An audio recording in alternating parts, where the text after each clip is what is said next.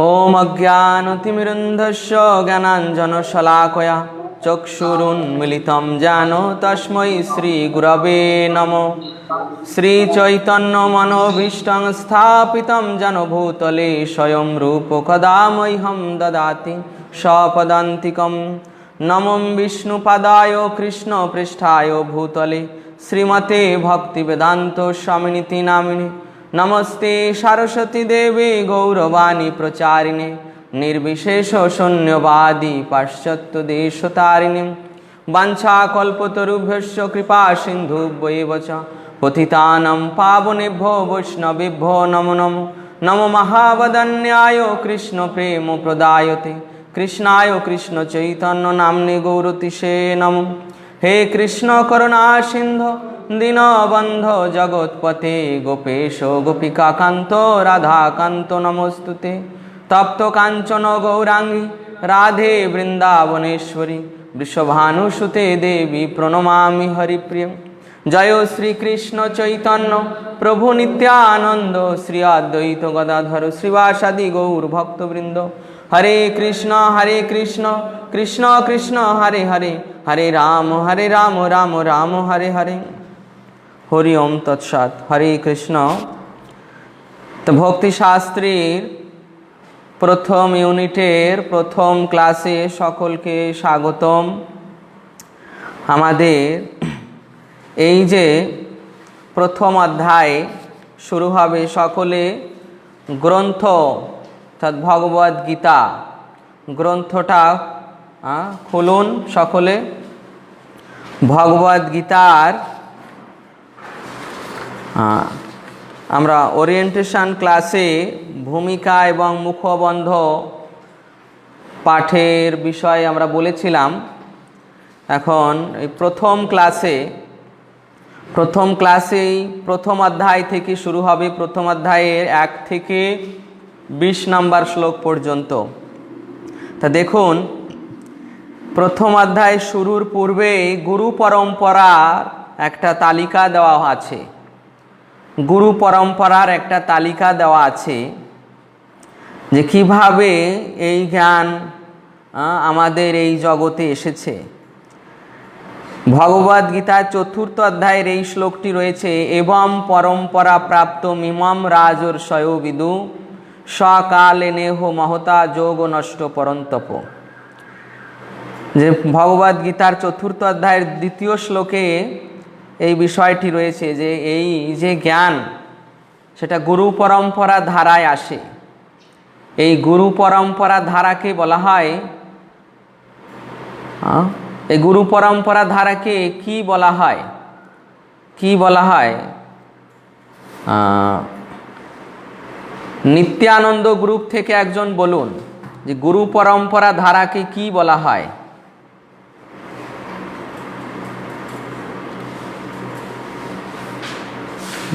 Nityananda group থেকে একজন বলুন গুরু পরম্পরা ধারাকে কি বলা হয়?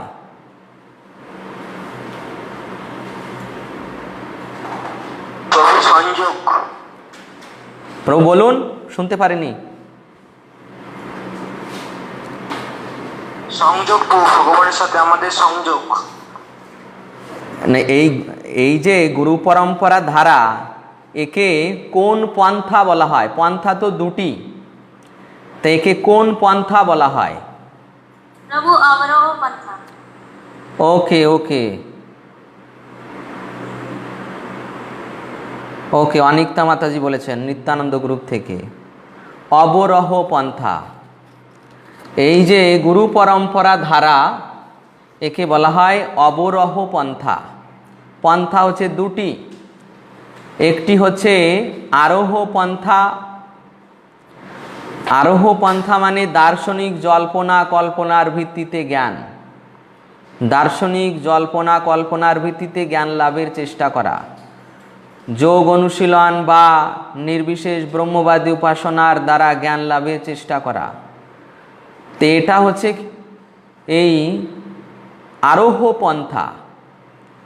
আর অবরোহ পন্থা হচ্ছে এই গুরু পরম্পরা ধারা, যে আমি জ্ঞান লাভ করেছি আমার গুরুদেব থেকে, আমার গুরুদেব তার গুরুদেব থেকে, এইভাবে গুরু পরম্পরার মাধ্যমে যে জ্ঞান লাভ সেটিকে বলা হয় অবরোহ পন্থা। আর সেই অবরোহ পন্থা এখানে দেখুন দেওয়া হয়েছে যে ভগবান শ্রীকৃষ্ণ থেকে ব্রহ্মা, ব্রহ্মা থেকে নারদ, নারদ মুনি থেকে ব্যাসদেব, ব্যাসদেব থেকে মাধ্বাচার্য, মাধ্বাচার্য থেকে পদ্মনাভ, এইভাবে লাস্ট পর্যায়ে দেখুন রয়েছে আমাদের শিল ভক্তি সিদ্ধান্ত সরস্বতী ঠাকুর, শিল অভয়চরণ আর ভক্তি বেদান্ত স্বামী প্রভুপাদ।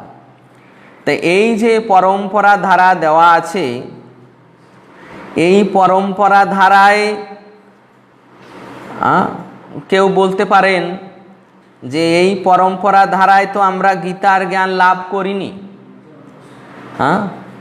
এই যে পরম্পরা দেওয়া হয়েছে এটা কিসের জ্ঞান, কিসের জ্ঞানের পরম্পরা, কোন কোন শাস্ত্রের জ্ঞানের পরম্পরা এটা? এটা আপনারা মদন মোহন গ্রুপ থেকে বলুন, মদন মোহন গ্রুপ থেকে বলুন যে এই যে গুরু পরম্পরার ধারাটি দেওয়া হয়েছে, এই গুরু পরম্পরার ধারায় কোন শাস্ত্রের জ্ঞান এটা, যেটা পরম্পরা রয়েছে? স্মৃতিশাস্ত্র, স্মৃতিশাস্ত্র। স্মৃতি মানে কি? স্মৃতি মানে কি? শুনে শুনে যা মনে রাখা হয়। স্মৃতি মানে প্রভু স্মরণ করা, আর এটা শ্রুতি, শ্রুতি মানে শুনে শুনে। শ্রুতি মানে বেদ, শ্রুতি মানে বেদ, শ্রুতি মানে বেদ। তা এই যে ভগবান শ্রীকৃষ্ণ থেকে ব্রহ্মা, ব্রহ্মা থেকে নারদ, এটা একটা গ্রন্থ আছে, সেই গ্রন্থের নাম আমি শুনতে চাচ্ছি।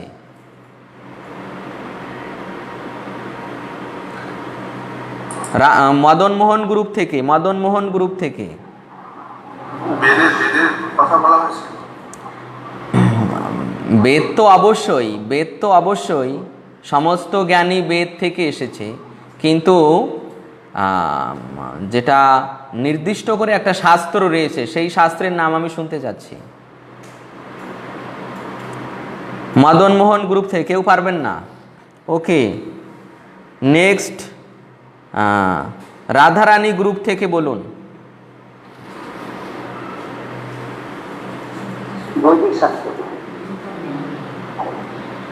হয়নি, রাধারানী গ্রুপ থেকে বলুন। রাধারানী গ্রুপ থেকে ভাগবত পরম্পরা। ওকে ওকে, অজয় প্রভু ঠিক বলেছেন, ভাগবত পরম্পরা, ভাগবত শাস্ত্র, এটা হচ্ছে ভাগবত শাস্ত্রের পরম্পরা, শ্রীমদ্ ভাগবতের পরম্পরা। যে পরম্পরা এখানে দেখছেন এটা হচ্ছে ভাগবত শাস্ত্রের পরম্পরা। আর এই ভাগবতের প্রাথমিক জ্ঞান হচ্ছে ভগবদ গীতা। বুঝতে পেরেছেন? ভাগবত হচ্ছে দ্বিতীয় স্তরের, প্রথম স্তরের মানে ভূমি স্তরের সেটা হচ্ছে ভগবদ গীতা, এবং দ্বিতীয় স্তরে যে বৈদিক জ্ঞান সেটাকে বলা হয় ভাগবত। তো এটা হচ্ছে ভাগবত পরম্পরার জ্ঞান। তো এখানে দেখুন এই যে ভগবান শ্রীকৃষ্ণ ব্রহ্মাকে জ্ঞান দান করলেন, এখানে ভগবান শ্রীকৃষ্ণ মানে গর্ভদোকসায়ী বিষ্ণু। এখানে ভগবান শ্রীকৃষ্ণ মানে গর্ভদোকসায়ী বিষ্ণু অর্থাৎ শ্রী নারায়ণ। তিনি ব্রহ্মাকে এই ভাগবতের জ্ঞান প্রদান করেছিলেন। ব্রহ্মাজি তার পুত্র নারদ মুনিকে ভাগবতের জ্ঞান প্রদান করেন, আর নারদ মুনি তার পুত্র তার শিষ্য ব্যাসদেবকে প্রদান করেন, ব্যাসদেব মাধ্বাচার্যকে। এইভাবে এই ভাগবত পরম্পরায় এই জ্ঞান এসেছে। আর ভগবদ গীতার জ্ঞান, ভগবদ গীতার একটি পরম্পরা রয়েছে, যেটা ভগবান বলেছেন যে তিনি এই জ্ঞান প্রথমে কাকে দিয়েছিলেন? সূর্যদেব বিবস্বানকে। বিবস্বান তার পুত্র মনু মহারাজকে দিয়েছেন, মনু তার পুত্র ইক্ষ্বাকুকে, ইক্ষ্বাকু মহারাজকে। তো যখন এই পরম্পরা মানে নষ্ট হয়েছে, তখন আবার ভগবান কুরুক্ষেত্রের যুদ্ধে অর্জুনকে প্রদান করেছেন। যখন অর্জুনকে প্রদান করেছেন, তখন সেখানে অনেকে সেই জ্ঞান লাভ করেছেন। দেবতারা দিব্য দৃষ্টিতে দর্শন করেছেন, ব্যাসদেব দিব্য চক্ষুতে দর্শন করেছেন, সঞ্জয় দিব্য চক্ষুতে দর্শন করেছেন, শ্রবণ করেছেন। এবং এই যে ভগবদ গীতার জ্ঞান ভগবান শ্রীকৃষ্ণ যা নিজ মুখে অর্জুনকে দিয়েছিলেন, সেটা ব্যাসদেব মহাভারতে ভীষ্ম পর্বে লিপিবদ্ধ করে রেখেছিলেন। মহাভারতে ভীষ্ম পর্বে লিপিবদ্ধ করে রেখেছিলেন। তারপর সেই মহাভারত থেকেই আমরা এই ভগবদ গীতার অর্থাৎ শ্রীমদ্ ভাগবতের প্রাথমিক জ্ঞান ভগবদ গীতা লাভ করেছি। যারা ভগবদ গীতা কোনো টিচারের আন্ডারে অধ্যয়ন করেছেন, তেমন নেক্সট প্রশ্ন থাকবে, নেক্সট কোশ্চেন থাকবে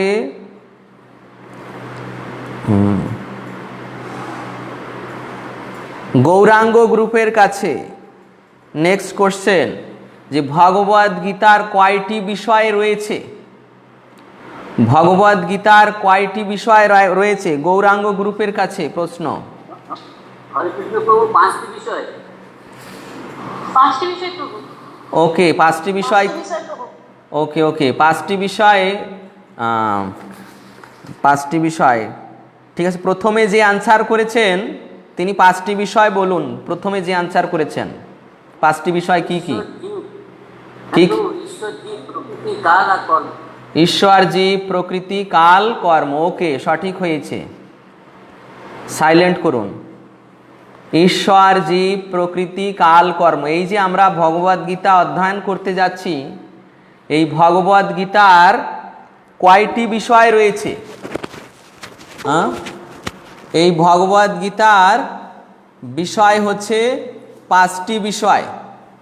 ভগবদ গীতার বিষয় হচ্ছে 5টি: ঈশ্বর, জীব, প্রকৃতি, কাল, কর্ম। আর এই হচ্ছে ভাগবত শিক্ষার প্রাথমিক জ্ঞানের বিষয়, 5টি বিষয়। আর যারা ভাগবত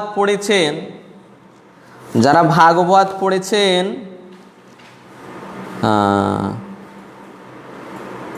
মদনমোহন গ্রুপ থেকে বলুন, মদনমোহন গ্রুপ থেকে, যে ভাগবতের কয়টি বিষয় এবং কি কি? মদনমোহন গ্রুপ থেকে বলুন।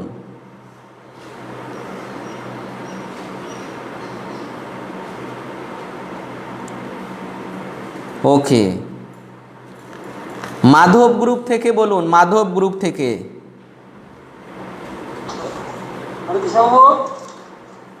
হ্যাঁ, মাধব গ্রুপ থেকে বলুন। ঈশ্বর, জীব, প্রকৃতি, কাল, কর্ম। এটা তো ভগবদ গীতার 5টি বিষয় হলো। ভাগবতের থেকে বলতে বলেছি যে ভাগবতের কয়টি বিষয়? 10টি বিষয়। কে বললেন? রাশেশ্বরী হরিপ্রিয়া দেবী দাস। ওকে, রাশেশ্বরী হরিপ্রিয়া।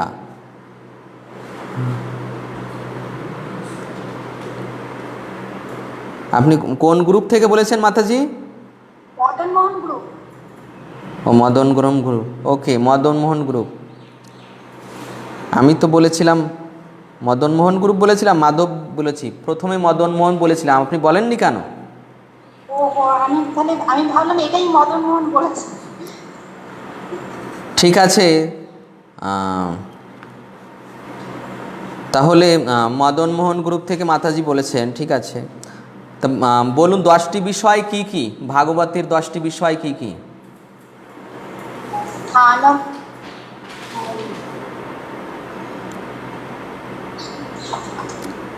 ওকে, এক সেকেন্ড বলছি। না অন্য কোথাও থেকে দেখলে হবে না। না, ভুল মনে করছি। ভালো স্বর্গ, বিসর্গ, স্থান, সব। ওকে, কোনো গ্রুপ থেকে কেউ পারবেন এটা? কোনো গ্রুপ থেকে পারবেন কেউ এটা? ভাগবতের 10টি বিষয় কি কোনো গ্রুপ থেকে কেউ পারবেন?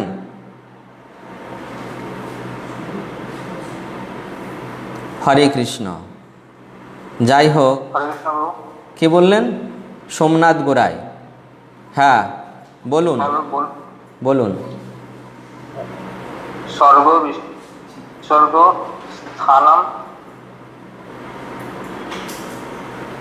ঠিক আছে, আমি বলে দিচ্ছি, আমি বলছি, আপনার ডিস্টার্ব হচ্ছে। ওকে, বন্ধ করুন। হরে কৃষ্ণ প্রভু, আমি বলবো। আচ্ছা, অনিতা মাতাজি বলুন। স্বর্গ, বিসর্গ, স্থান, পোষণ, মুক্তি, মানবান্তর, ঈশানুকথা, নিরোধ, মুক্তি, আশ্রয়। ওকে, হরে কৃষ্ণ, সঠিক হয়েছে। ভাগবতের 10টি বিষয়: স্বর্গ, বিসর্গ, তারপর স্থান, পোষণ, উতি বা উতয়,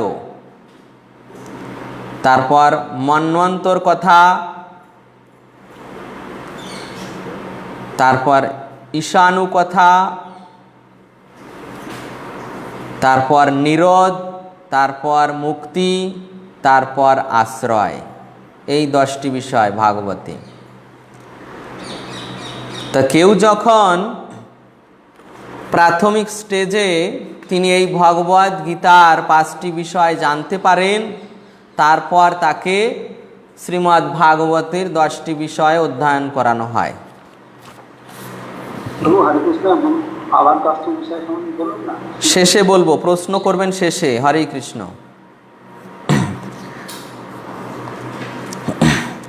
তা এই যে গুরু পরম্পরা দেখছেন, এই গুরু পরম্পরা আসলে ভাগবত পরম্পরা, ভাগবত পরম্পরা এবং গীতার পরম্পরা।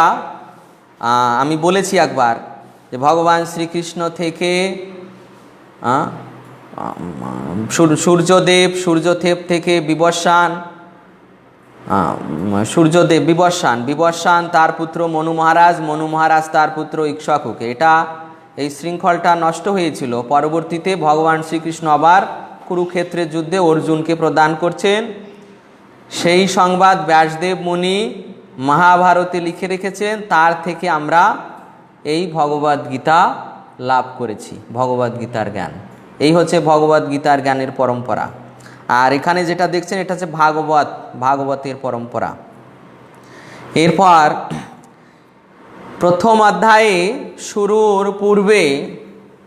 শুরুর পূর্বে আরেকটি যে বিষয় আমি বলবো সেটা হচ্ছে এই যে ভগবদ গীতায় কতটি অধ্যায় আছে? ভগবদ গীতায় কতটি অধ্যায় আছে তাড়াতাড়ি বলুন, গোপীনাথ গ্রুপ থেকে। 18টি। ওকে, 18টি। ভগবদ গীতায় 18টি অধ্যায় আছে। তো এই 18টি অধ্যায়ে এখানে 3টি করে শতক, 3টি করে শতক। প্রথম শতকের নাম কি? গোবিন্দ গ্রুপ থেকে প্রথম শতকের নাম কি? হরে কৃষ্ণ প্রভু, বলবো। আপনি যদি গোবিন্দ গ্রুপে হন তাহলে বলুন। না, মদন মোহন। হরে কৃষ্ণ প্রভু, বলি। হ্যাঁ বলুন। কর্ম শতক, জ্ঞান শতক আর ভক্তি শতক।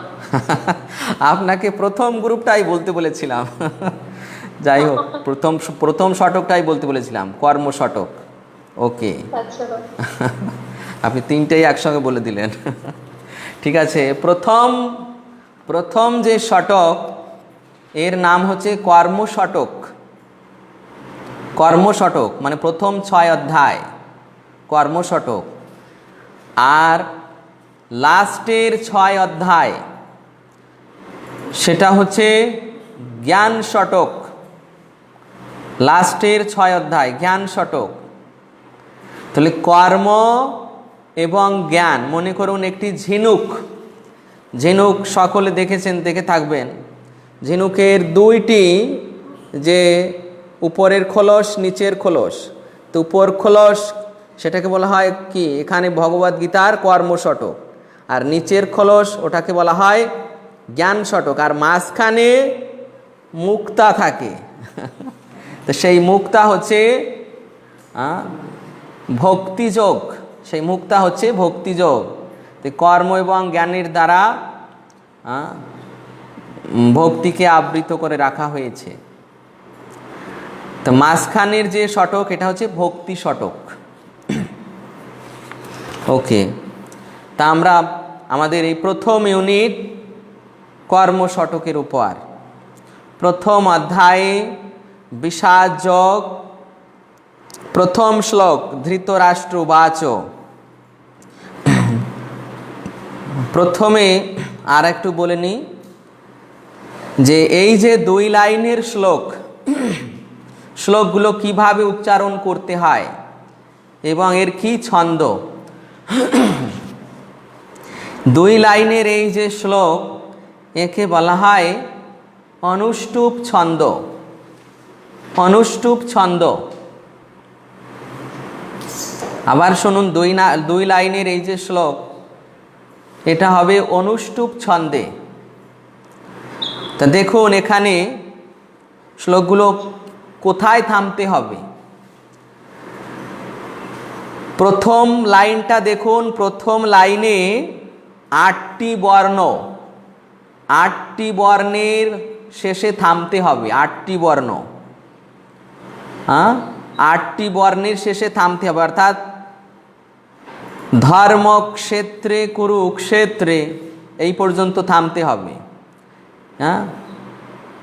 তো এটা হচ্ছে কি প্রথম অষ্টক, প্রথম অষ্টকে গিয়ে থামতে হবে। আবার দ্বিতীয় অষ্টক সমবেতা যুযুৎসব, দ্বিতীয় অষ্টকে আবার থামতে হবে। তারপর চতুর্থ অষ্টক মামকা পাণ্ডবাশ্চৈব, তারপর চতুর্থ অষ্টক কিম কুর্বত সঞ্জয়। তো প্রথমে মনে করুন যে প্রথম অষ্টক পর্যন্ত আপনাকে নিতে হবে, প্রথম 8টি বর্ণ পর্যন্ত নিতে হবে। তারপর 8 থেকে 10টাও থাকলে সেটা দ্বিতীয় অষ্টক। আবার তৃতীয় যে অষ্টক মামকা পাণ্ডবাশ্চৈব, এখানেও 8টি বর্ণ পর্যন্ত নিতে হবে। তারপর যে কয়টা থাকবে একসঙ্গে। তা দেখুন উচ্চারণ কিভাবে হবে। ধর্মক্ষেত্রে কুরুক্ষেত্রে সমবেতা যুযুৎসব মামকা পাণ্ডবাশ্চৈব কিম কুর্বত সঞ্জয়।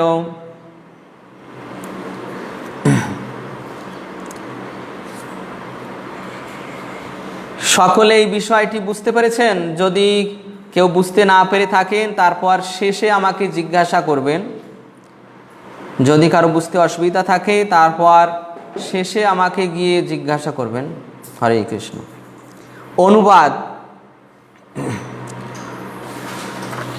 অনুবাদটা প্রথম রাধারানী গ্রুপ থেকে, হ্যাঁ নিশা মাতাজি পড়ুন, রাধারানী গ্রুপ থেকে। হরে কৃষ্ণ বলুন। হরে কৃষ্ণ। ধৃতরাষ্ট্র জিজ্ঞাসা করলেন, হে সঞ্জয়, ধর্মক্ষেত্রে যুদ্ধ করার মানসে সমবেত হয়ে আমার পুত্র এবং পাণ্ডুর পুত্রেরা তারপর কি করল? হরে কৃষ্ণ। তো এখানে দেখুন ধৃতরাষ্ট্র উবাচ, এই যে ভগবদ গীতার প্রথম শ্লোকটি ধৃতরাষ্ট্র উবাচ দিয়ে শুরু হয়েছে। ধৃতরাষ্ট্র জিজ্ঞাসা করলেন, হে সঞ্জয়, ধর্মক্ষেত্রে যুদ্ধ করার মানুষে সমবেত হয়ে আমার পুত্র এবং পাণ্ডুর পুত্রেরা তারপর কি করল? তো এই যে দেখুন এখানে একটি বিষয় রয়েছে। সঞ্জয়কে জিজ্ঞাসা করছেন ধৃতরাষ্ট্র যে ধর্মক্ষেত্রে যুদ্ধ করার মানুষে সমাবেত হয়ে আমার পুত্র এবং পাণ্ডুর পুত্রেরা তারপর কি করলো। এখানে ধৃতরাষ্ট্রের কোন বিষয়টি একটু ইঙ্গিত করা হয়েছে। কোন বিষয়টি? ধৃতরাষ্ট্রের মানে কি বিষয় উদিত হয়েছে? ধৃতরাষ্ট্রের মানে কি বিষয় উদিত হয়েছে এই শ্লোকের পরিপ্রেক্ষিতে? মদনমোহন গ্রুপ থেকে কেউ বলতে পারবেন যে ধৃতরাষ্ট্রের মনে কি উদিত হয়েছে যার জন্য তিনি সঞ্জয়কে এই কথাটি বললেন? হরে কৃষ্ণ, বলুন প্রভু। ধৃতরাষ্ট্র অ্যাকচুয়ালি নিজের পুত্র নিতে বলতে চেয়েছে এবং নিজের পুত্র এবং পাণ্ডু পুত্র আলাদা করে বলতে চেয়েছে। পাণ্ডু পুত্র এবং নিজের পুত্র গৌরবরা পাণ্ডুদের কথা বলতে চেয়েছে। ওকে, আর কে বলবেন মদনমোহন গ্রুপ থেকে? প্রভু বলবো? হ্যাঁ বলুন। প্রভু, ধৃতরাষ্ট্রের মনের মধ্যে ভয় আছে, কেন কি সে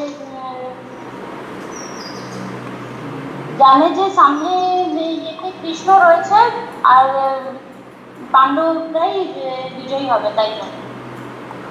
ওকে, আর কে বলবেন? আর জানে যে বলবো, আর জানে মদনমোহন গ্রুপ থেকে, মদনমোহন গ্রুপ থেকে।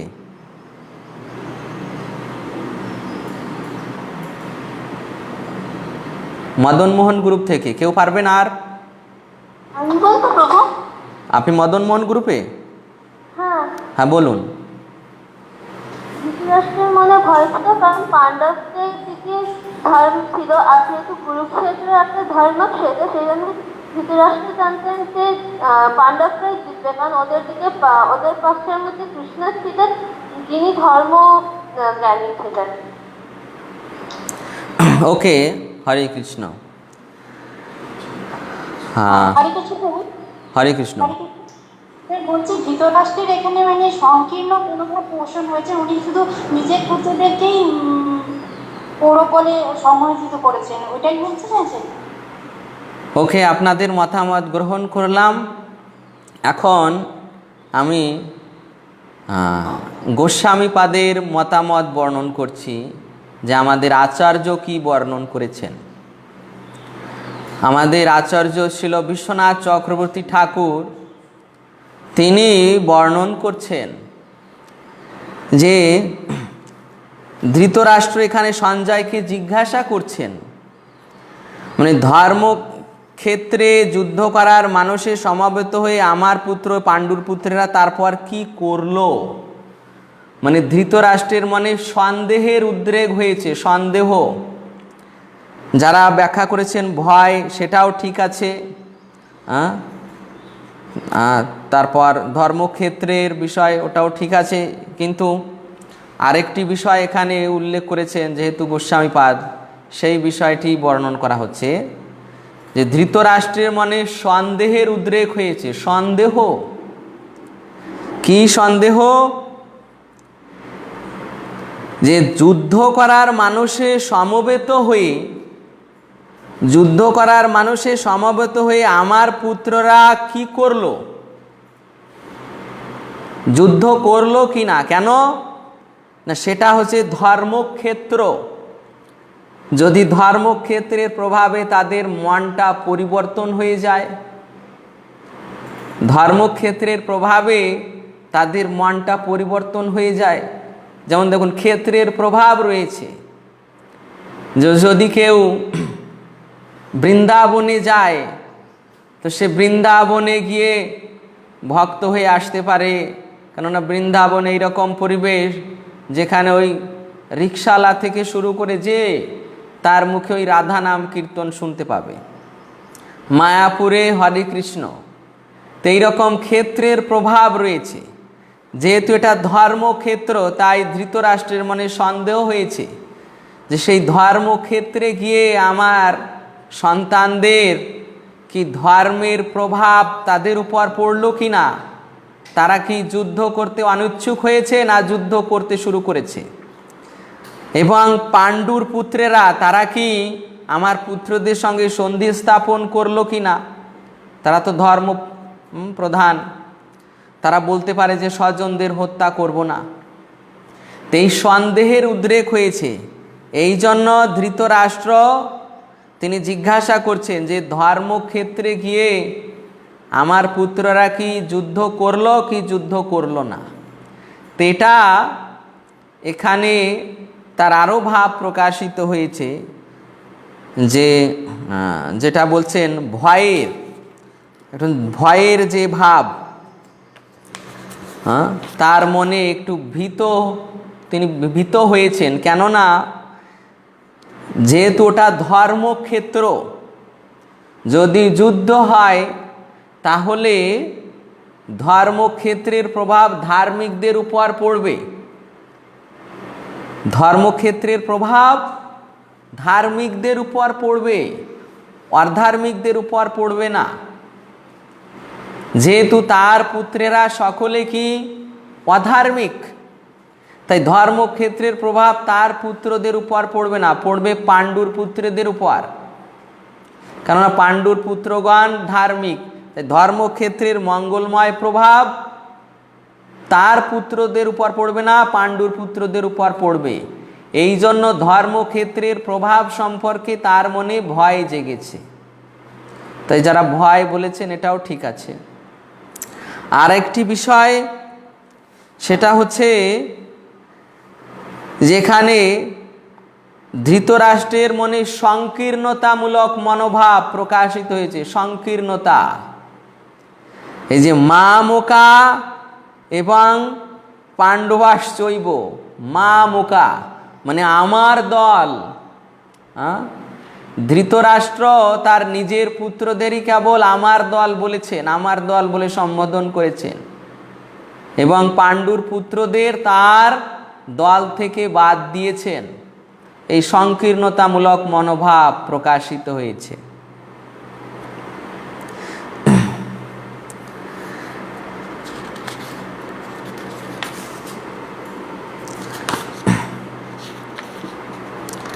এরপর আমি জিজ্ঞাসা করব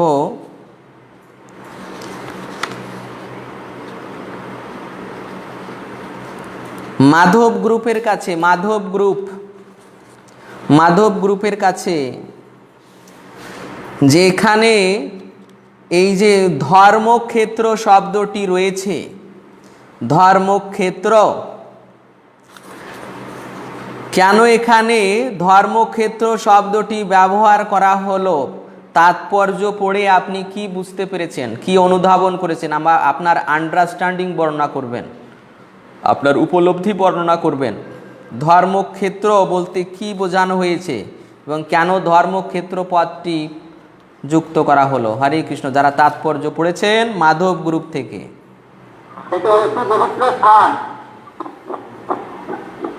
ক্লিয়ার করে বলুন।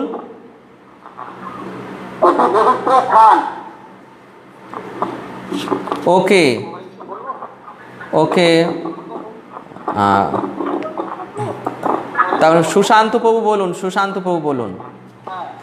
তো হরিকৃষ্ণ বলছে যে হচ্ছে মঙ্গলময় স্থান, কারণ মহারাজ গুরু এখানে একবার দর্শন করছিলেন, কারণ উনি এটা অনুধাবন করেছিলেন, উনি ভবিষ্যৎবাণী করেছিলেন যে যারা এখানে প্রাণত্যাগ করবে তারা সকলেই ভগবানের কাছে বা স্বর্গে ফিরে যাবে। তো এর একটা মঙ্গলময় প্রভাব তখনই বরাবরই ছিল, সেই সময় থেকে দেবতাদের দ্বারাও পূজ্য এই কুরুক্ষেত্র স্থান। তো এইখানে ধর্মের বিজয় সবসময় অবশ্যম্ভাব, এই জন্য কুরুক্ষেত্রকে ধর্মক্ষেত্র এই কারণেই মানে এই তাৎপর্যপূর্ণ। ওকে, আর কেউ বলবেন? সঠিক হয়েছে। কে বলবেন? আচ্ছা, সম্পামাতাজি বলুন। তিনি জানতেন যে কুরুক্ষেত্র হচ্ছে একটি পবিত্র স্থান যা দেবতারা পূজা করে থাকেন, তাই অর্জুন এবং পাণ্ডুর অন্যান্য পুত্রদের উপর এই পবিত্র স্থানের মঙ্গলময় প্রভাব সঞ্চারিত হবে, কারণ তারা সকলেই ছিলেন অত্যন্ত ধার্মিক। এবং ধর্মপরায়ণ। ওকে, প্রভু বলবো? মাধব গ্রুপ থেকে, মাধব গ্রুপে আপনি? না প্রভু, আমি গৌরাঙ্গ গুরু। না, গৌরাঙ্গ গ্রুপ না এখন। ওকে, তাহলে লাস্টে যে শম্পা মাতাজি বলেছেন এটাই ঠিক আছে, তারপর আমাদের সুশান্ত প্রভু বলেছেন এটাও ঠিক আছে। যে ধর্মক্ষেত্র, এই যে ধর্মক্ষেত্র, কুরুক্ষেত্রের বিশেষণ পদে এই ধর্মক্ষেত্র শব্দটি ব্যবহৃত হয়েছে। হ্যাঁ, বিশেষ্য পদ হচ্ছে কুরুক্ষেত্র। বিশেষ্য পদ মানে নামবাচক, আর তার বিশেষণে কি বলেছে? ধর্মক্ষেত্র। কুরুক্ষেত্রটা কেমন? ধর্মক্ষেত্র। তা সেই ধর্মক্ষেত্র কেন না, সেখানে কুরু মহারাজ সেখানে তপস্যা করেছিলেন এবং সেখানে তিনি কর্ষণ করেছিলেন। কর্ষণ মানে ওই লাঙল দিয়ে চাষ করছিলেন সেই ভূমিটা। তা তখন একবার ইন্দ্র আসেন, ইন্দ্র এসে দেখছেন যে মহারাজ কর্ষণ করছেন। তারপর তিনি জিজ্ঞাসা করছেন যে হে মহারাজ, কেন এইভাবে আপনি কর্ষণ করছেন? কুরু মহারাজ বললেন যে এখানে যারা প্রাণ ত্যাগ করবে, হ্যাঁ, তারা স্বর্গলোকে গমন করবে। ইন্দ্র তখন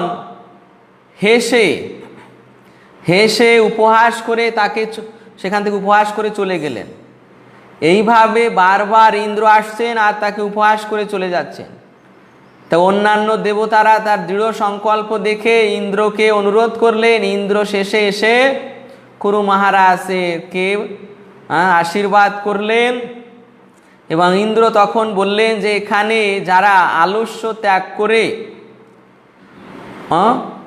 ত্যাগ করে অনাহারে প্রাণ ত্যাগ করবে অথবা যারা যুদ্ধে প্রাণ হারাবে তারা নিশ্চিত স্বর্গলোকে গমন করবে।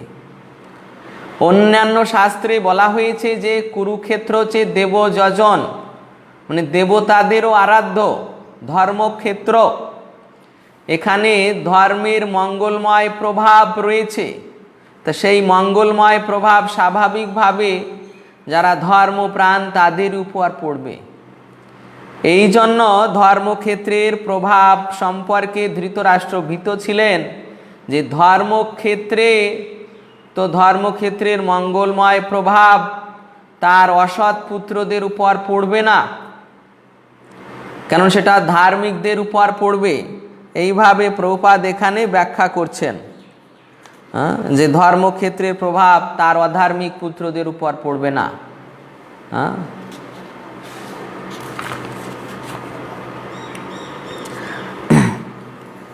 আরেকটি বিষয়ে এই যে ধর্মক্ষেত্র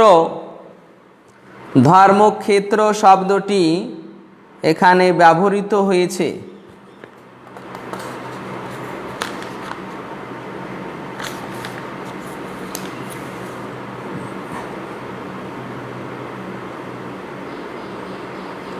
হরে কৃষ্ণ। আমাদের নেক্সট প্রশ্ন নিত্যানন্দ গ্রুপ থেকে, নিত্যানন্দ গ্রুপের উপর। নিত্যানন্দ গ্রুপে যারা আছেন তারাই কেবল বলবেন যে এখানে একটি উপমা দেওয়া আছে, সেই উপমাটি ক্লিয়ার করে একজন বলুন কি উপমা দেওয়া আছে। আচ্ছা বলুন।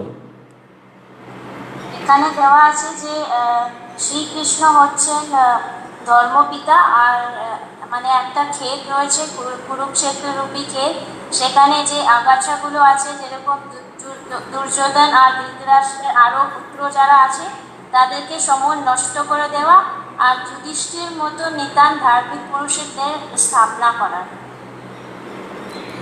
ওকে, আপনি ব্যাখ্যা করেছেন। আমি উপমাটা বলতে বলেছি। উপমা, উপমা আকারে কে বলতে পারে? ওটা ধানের ক্ষেতে যেরকম আগাছাগুলো থাকে সেগুলোকে একটা কৃষি মানে বের করে দেয়, ওটাই দেওয়া আছে।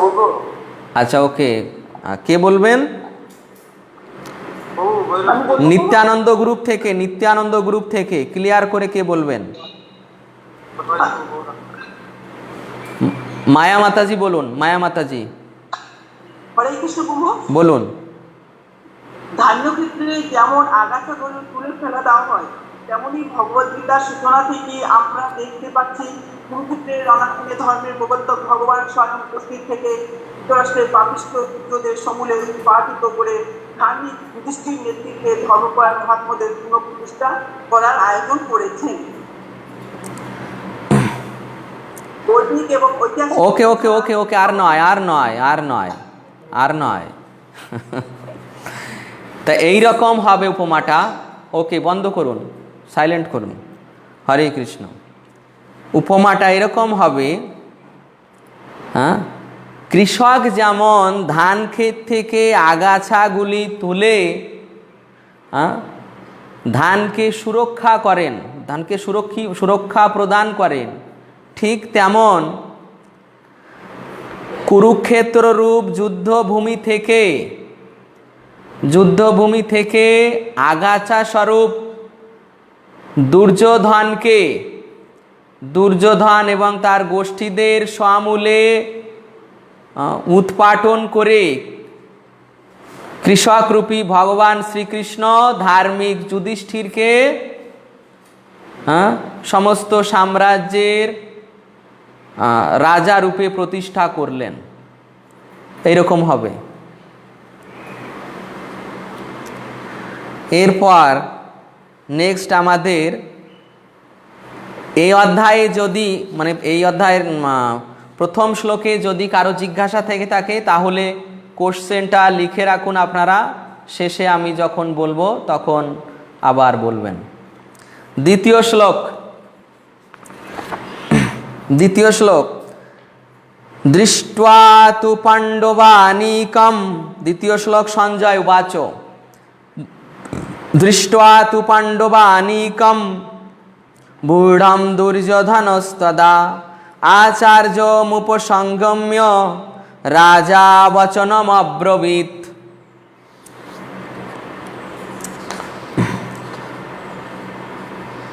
মদন মোহন গ্রুপ থেকে একজন অনুবাদটা পড়ুন। হ্যাঁ বলুন। অনুবাদ। সঞ্জয় বললেন, হে রাজন, পাণ্ডবদের সৈন্যসজ্জা অসীম করে রাজা দুর্যোধনের দ্রোণাচার্যের কাছে গিয়ে বললেন। ওকে, সঞ্জয় বললেন, হে রাজন, পাণ্ডবদের সৈন্যসজ্জা দর্শন করে রাজা দুর্যোধন দ্রোণাচার্যের কাছে গিয়ে বললেন। দৃष्ट्वा तु पाण्डवानीकं বূঢ়ং দুর্যোধনস্তদা আচার্যমুপসংগম্য রাজা বচনম অব্রবীৎ। অর্থাৎ এই যে সঞ্জয় এইবার বলছেন যে হে রাজন, পাণ্ডবদের সৈন্যসজ্জা দর্শন করে রাজা দুর্যোধন দ্রোণাচার্যের কাছে গিয়ে বললেন। এখানে দেখুন ধৃতরাষ্ট্রের বিষয় তাৎপর্যে বর্ণনা করা হচ্ছে যে ধৃতরাষ্ট্র ছিলেন জন্মান্ধ, দুর্ভাগ্যবশত তিনি পারমার্থিক তত্ত্ব দর্শন থেকেও বঞ্চিত ছিলেন। তাই শুধু তিনি জন্মান্ধ নন, তিনি ধর্ম অন্ধ, সঙ্গে সঙ্গে ধর্ম অন্ধ। তিনি ভালোভাবেই জানতেন যে ধর্মের ব্যাপারে তার পুত্রেরা ছিল তারই মতো অন্ধ। তিনি নিশ্চিত ছিলেন যে তার পাপিষ্ঠ পুত্রেরা পাণ্ডবদের সঙ্গে কোনো রকম আপোষ মীমাংসা করতে সক্ষম হবে না, কারণ পাণ্ডবেরা সকলেই জন্ম থেকে অত্যন্ত ধর্মপরায়ণ ছিলেন। তবুও তিনি ধর্মক্ষেত্র কুরুক্ষেত্রের প্রভাব সম্বন্ধে সন্দিগ্ধ ছিলেন। যে আপনাদের শর্ট কোশ্চেন রয়েছে, শর্ট কোশ্চেনগুলো মিলিয়ে নেবেন। কেন ধৃতরাষ্ট্র ভীত ছিলেন?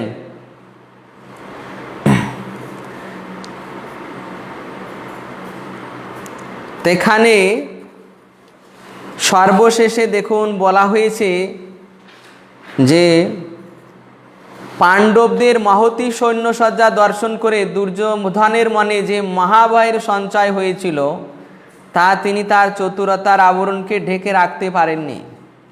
মানে দুর্যোধন যখন এই পাণ্ডবদের সৈন্যসজ্জা দর্শন করেছেন তখন তিনি কি করেছেন? তিনি ভীত হয়েছেন মনে মনে। দুর্যোধন ভীত হয়েছেন, তাই ভীত হয়ে পরামর্শ করতে দ্রোণাচার্যের কাছে গিয়েছেন। তো সেই বর্ণনা এখানে বলা হচ্ছে যে দুর্যোধন তার চতুরতার দ্বারা, চতুরতার আবরণের দ্বারা তার নিজের মনে যে ভয় হয়েছিল তা ঢেকে রাখতে পারেননি। এই জন্য পরামর্শ করার জন্য তিনি সেনাপতি অর্থাৎ অস্ত্রগুরু দ্রোণাচার্যের নিকট তিনি গমন করেন। এই যে দুর্যোধন তার গুরুদেব দ্রোণাচার্য গুরুদেবের নিকট, অস্ত্রগুরুর নিকট গমন করছেন, তো প্রভুপাদ এখানে বর্ণন করছেন যে তার মনেও মহাভয়ের সঞ্চার হয়েছে। কেননা পাণ্ডবদের সৈন্যসজ্জা দর্শন করেছেন এবং পাণ্ডবদের সৈন্যসজ্জার প্রথমেই দেখছেন যে পাণ্ডবদের সেনাপতিকে,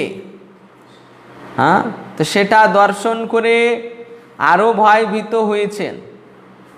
তো কেন এত ভয়ভীত হলেন সেটা আমরা পরবর্তীতে জানব।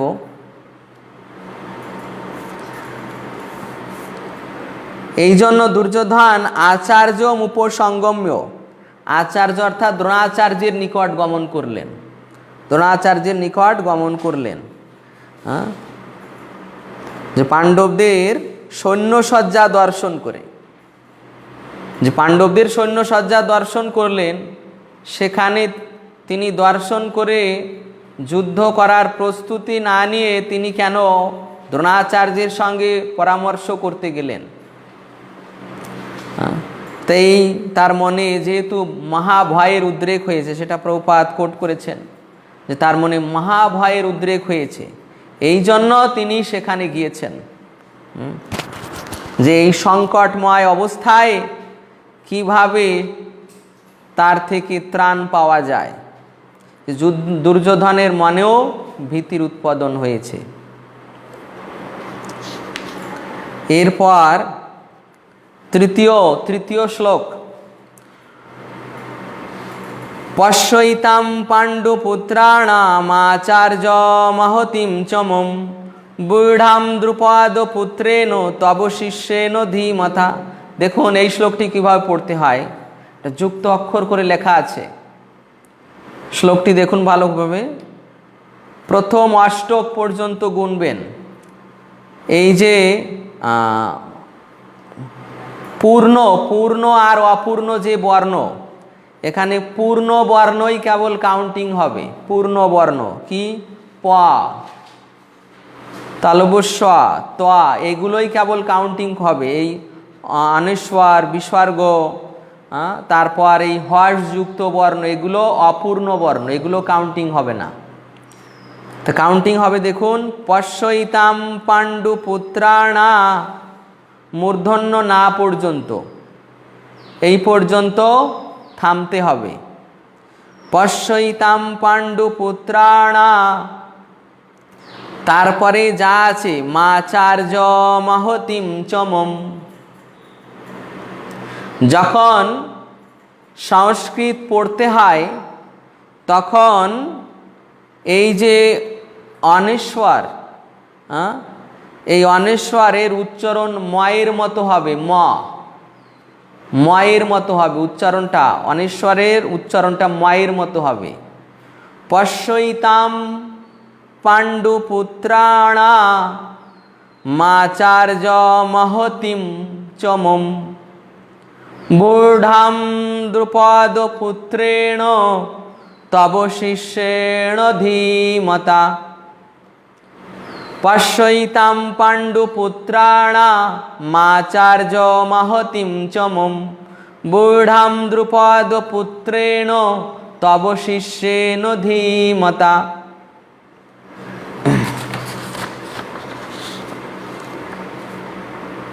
মাধব গ্রুপ থেকে একজন অনুবাদটি পড়ুন, মাধব গ্রুপ থেকে। বলবো প্রভু? হ্যাঁ বলুন।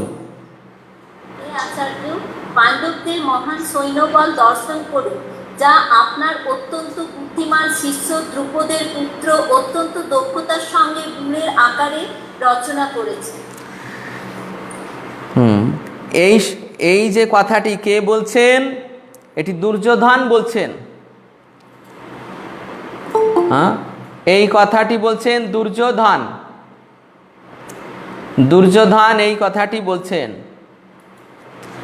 দুর্যোধন এই কথাটি বলছেন যে হে আচার্য, হে আচার্য, পাণ্ডবদের মহান সৈন্যবল দর্শন করুন, যা আপনার অত্যন্ত বুদ্ধিমান শিষ্য দ্রুপদের পুত্র অত্যন্ত দক্ষতার সঙ্গে বুহের আকারে রচনা করেছে। এটা ব্যাখ্যা করার পূর্বে যারা যারা পড়েছেন তাদের কাছ থেকে শুনব নিত্যানন্দ গ্রুপ থেকে। নিত্যানন্দ গ্রুপ থেকে যে এখানে এই যে দুর্যোধন এসে দ্রোণাচার্যকে বললেন যে আপনার অত্যন্ত বুদ্ধিমান শিষ্য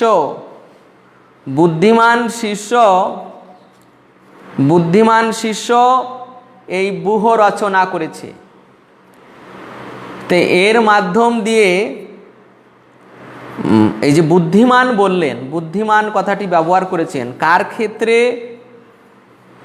দ্রোণাচার্যের শিষ্যের ক্ষেত্রে। তাহলে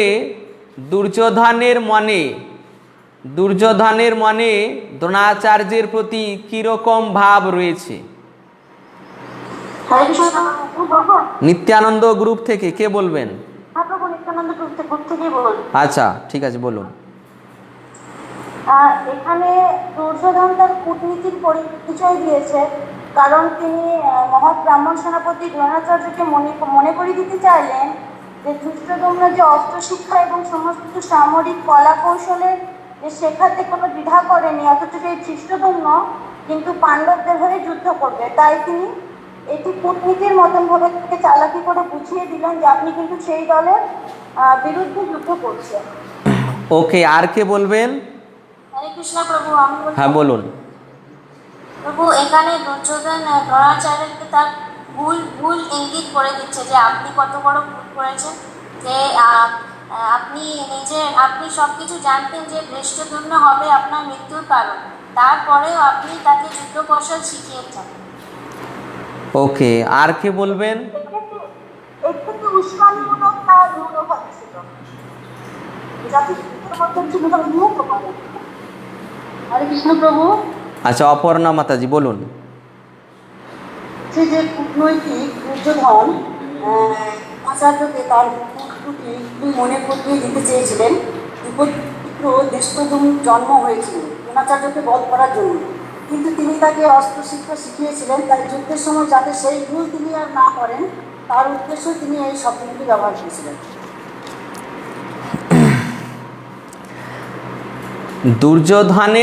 দুর্যোধনের মনে দ্রোণাচার্যের প্রতি কী ভাব জেগেছে আমি সেটা জিজ্ঞাসা করছি।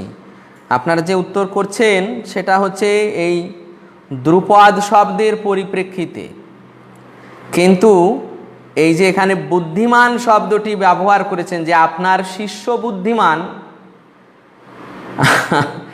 এই বুদ্ধিমান শব্দের পরিপ্রেক্ষিতে দুর্যোধনের মনে দ্রোণাচার্যের প্রতি কি ভাব জেগেছে? হরে কৃষ্ণ। প্রভু, উনি বলতে চাইছেন যে আপনি কম বুদ্ধিমান। ওকে ওকে,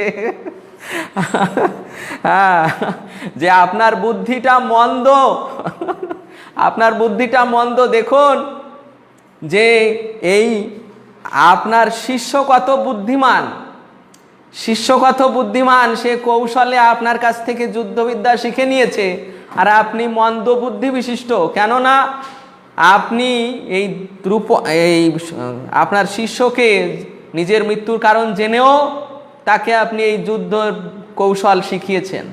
এখানে আপনি মন্দ বুদ্ধিতার পরিচয় দিয়েছেন। তা দুর্যোধনের মনে হচ্ছে এই ভাব যে গুরুদেব মন্দ বুদ্ধি বিশিষ্ট, গুরুদেব মন্দ বুদ্ধি বিশিষ্ট, আর তার শিষ্য বুদ্ধিমান, অত্যন্ত বুদ্ধিমান। ওকে, এরপর দ্রুপদ। এই দ্রুপদ কথাটি দুর্যোধন কেন ব্যবহার করেছেন এর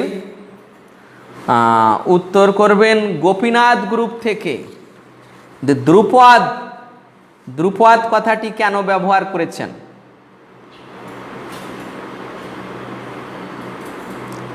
হরে কৃষ্ণ, গোপীনাথ গ্রুপ থেকে কেউ বলবেন? হরে কৃষ্ণ প্রভু। আচ্ছা বলুন। তো দ্রুপদ যে আছে, দ্রোণাচার্যের সাথে দ্রুপদের একটা শত্রুতা ছিল। তো দ্রুপদ এই শব্দটির মাধ্যমে বোঝাতে চাইছে যে তাকে উস্কানি দিতে চাইছিল, যেমন জেনারেলি করা হয় যে কোনো শত্রুর নাম উচ্চারণ পূর্বক তার যে মনে বিদ্বেষ ভাব উৎপন্ন হয়, সে যুদ্ধক্ষেত্রে তাড়াতাড়ি অবতীর্ণ হয়, সেরকম একটা উস্কানি দেওয়ার চেষ্টা হচ্ছিল। ওকে, বলবো প্রভু? আচ্ছা বলুন। তো এটা দুর্যোধন বোঝাতে চেয়েছেন যে যেন ওই বুদ্ধিমান শিষ্যের প্রতি কোমলতা নাম প্রকাশ পায়, তার পিতা আপনারই শত্রু। ওকে, ঠিক আছে, আমি বলছি। প্রথম যে বলেছেন তার উত্তরটা যথার্থ আছে। প্রথম যিনি বলেছেন যে এই দ্রুপদ নাম উচ্চারণের দ্বারা দ্রোণাচার্যকে স্মরণ করিয়ে দিচ্ছেন যে এই দ্রুপদ আপনার পূর্বশত্রু ছিল, এই দ্রুপদ আপনার পূর্বশত্রু ছিল, আর সেই দ্রুপদের পুত্রকে আপনি শিষ্যরূপে যুদ্ধের কলা কৌশল শিখিয়েছেন, মন্দবুদ্ধিতার পরিচয় দিয়েছেন। তাই দ্রুপদের নাম উচ্চারণ দ্বারা দুর্যোধন দ্রোণাচার্যের মনে সেই পূর্ব শত্রুতা স্মরণ করিয়ে দিচ্ছেন। পূর্বশত্রু যে আপনার চিরশত্রু, পূর্বশত্রু যে দ্রুপদ, তার পুত্র, দেখুন তার পুত্র কিভাবে বুদ্ধিমত্তার পরিচয় দিয়ে আপনার শিষ্যত্ব গ্রহণ করে এখন পাণ্ডবদের সেনাপতি হয়েছে। আপনার বিরুদ্ধে এখন সে পাণ্ডবদের পক্ষ হয়ে যুদ্ধ করতে এসেছে। পাণ্ডবদের সৈন্য সজ্জাটা একবার দর্শন করুন যে আপনি কিরকম মন্দ বুদ্ধিবিষ্ট, এইরকম একজন ব্যক্তিকে আপনি শিষ্যত্ব করে শিক্ষা দিলেন। ওকে, হরে কৃষ্ণ। প্রভু আরেকটা কথা এখানে স্মরণ করার ব্যাপারটা রয়েছে না, যে দ্রোণাচার্যকে তিনি স্মরণ করিয়ে দিলেন যে যখন ওই দৃষ্টিদ্যুম্ন যখন জন্ম নিয়েছিলেন, তো সে একটা যজ্ঞ হয়েছিল, সেই যজ্ঞর অনুষ্ঠান করে একটা বর লাভ করেছিল। এবং সেই বর লাভটা কি করেছিল না, তার পুত্র দ্রুপদের পুত্র দৃষ্টদ্যুম্ন কি করবে, দ্রোণাচার্যকে হত্যা করতে সক্ষম হবে। এরপরে তিনি চালাকি। হরে কৃষ্ণ, হরে কৃষ্ণ। আমি বলছি যে সে বর লাভ করেনি, মানে দ্রুপদ এমন একটা যজ্ঞ করছিলেন যে যজ্ঞের প্রভাবে তার এমন একটি সন্তান উৎপন্ন হবে যে দ্রোণাচার্যকে মারতে সক্ষম হবে। তিনি যজ্ঞ করেছিলেন, মুনি ঋষিদের দ্বারা তিনি যজ্ঞ করেছিলেন ওই কামনা করে যে আমি এমন একটি যজ্ঞ করব যার ফলে আমার এমন একটি সন্তান হবে যে দ্রোণাচার্যকে মারতে সক্ষম হবে। তো যজ্ঞ সফল হলে সেই যজ্ঞ থেকে ওই বালক ধৃষ্টদ্যুম্ন বর্ম সহিত তলোয়ার সহিত আবির্ভূত হয়েছিলেন শিশু আকারে, আর তখন দৈববাণী হয়েছিল যে এই সন্তানই দ্রোণাচার্যকে মারতে সক্ষম হবে। হরে কৃষ্ণ। তো দ্রৌপদীর নাম উচ্চারণ করে সেই পূর্ব শত্রুতার কথা দুর্যোধন মনে করিয়ে দিচ্ছেন, যাতে পাণ্ডবদের সঙ্গে যুদ্ধ করতে তিনি কোনো কোমলতা প্রদর্শন না করেন। এরপর চতুর্থ, পঞ্চম, ষষ্ঠ শ্লোক একসঙ্গে দেখবেন কিভাবে পড়তে হয়, সেই অষ্টক ভেদ করে। অত্র সুরা মহেশ্বাসা ভীমার্জুন সমাযুধি যুযুধান বিরাটস্য দ্রুপদস্য মহারথ ধৃষ্টকেতুশ্চেকিতান কাশীরাজশ্চ বীর্যবান পুরুজিৎ কুন্তিভোজশ্চ শৈব্যশ্চ নরপুঙ্গব যুধামন্যুশ্চ বিক্রান্ত উত্তমৌজাশ্চ বীর্যবান সৌভদ্র দ্রৌপদেয়াশ্চ সর্বৈব মহারথা। হরে কৃষ্ণ। গোবিন্দ গ্রুপ থেকে একজন পড়ুন অনুবাদটি, গোবিন্দ গ্রুপ থেকে পড়ুন।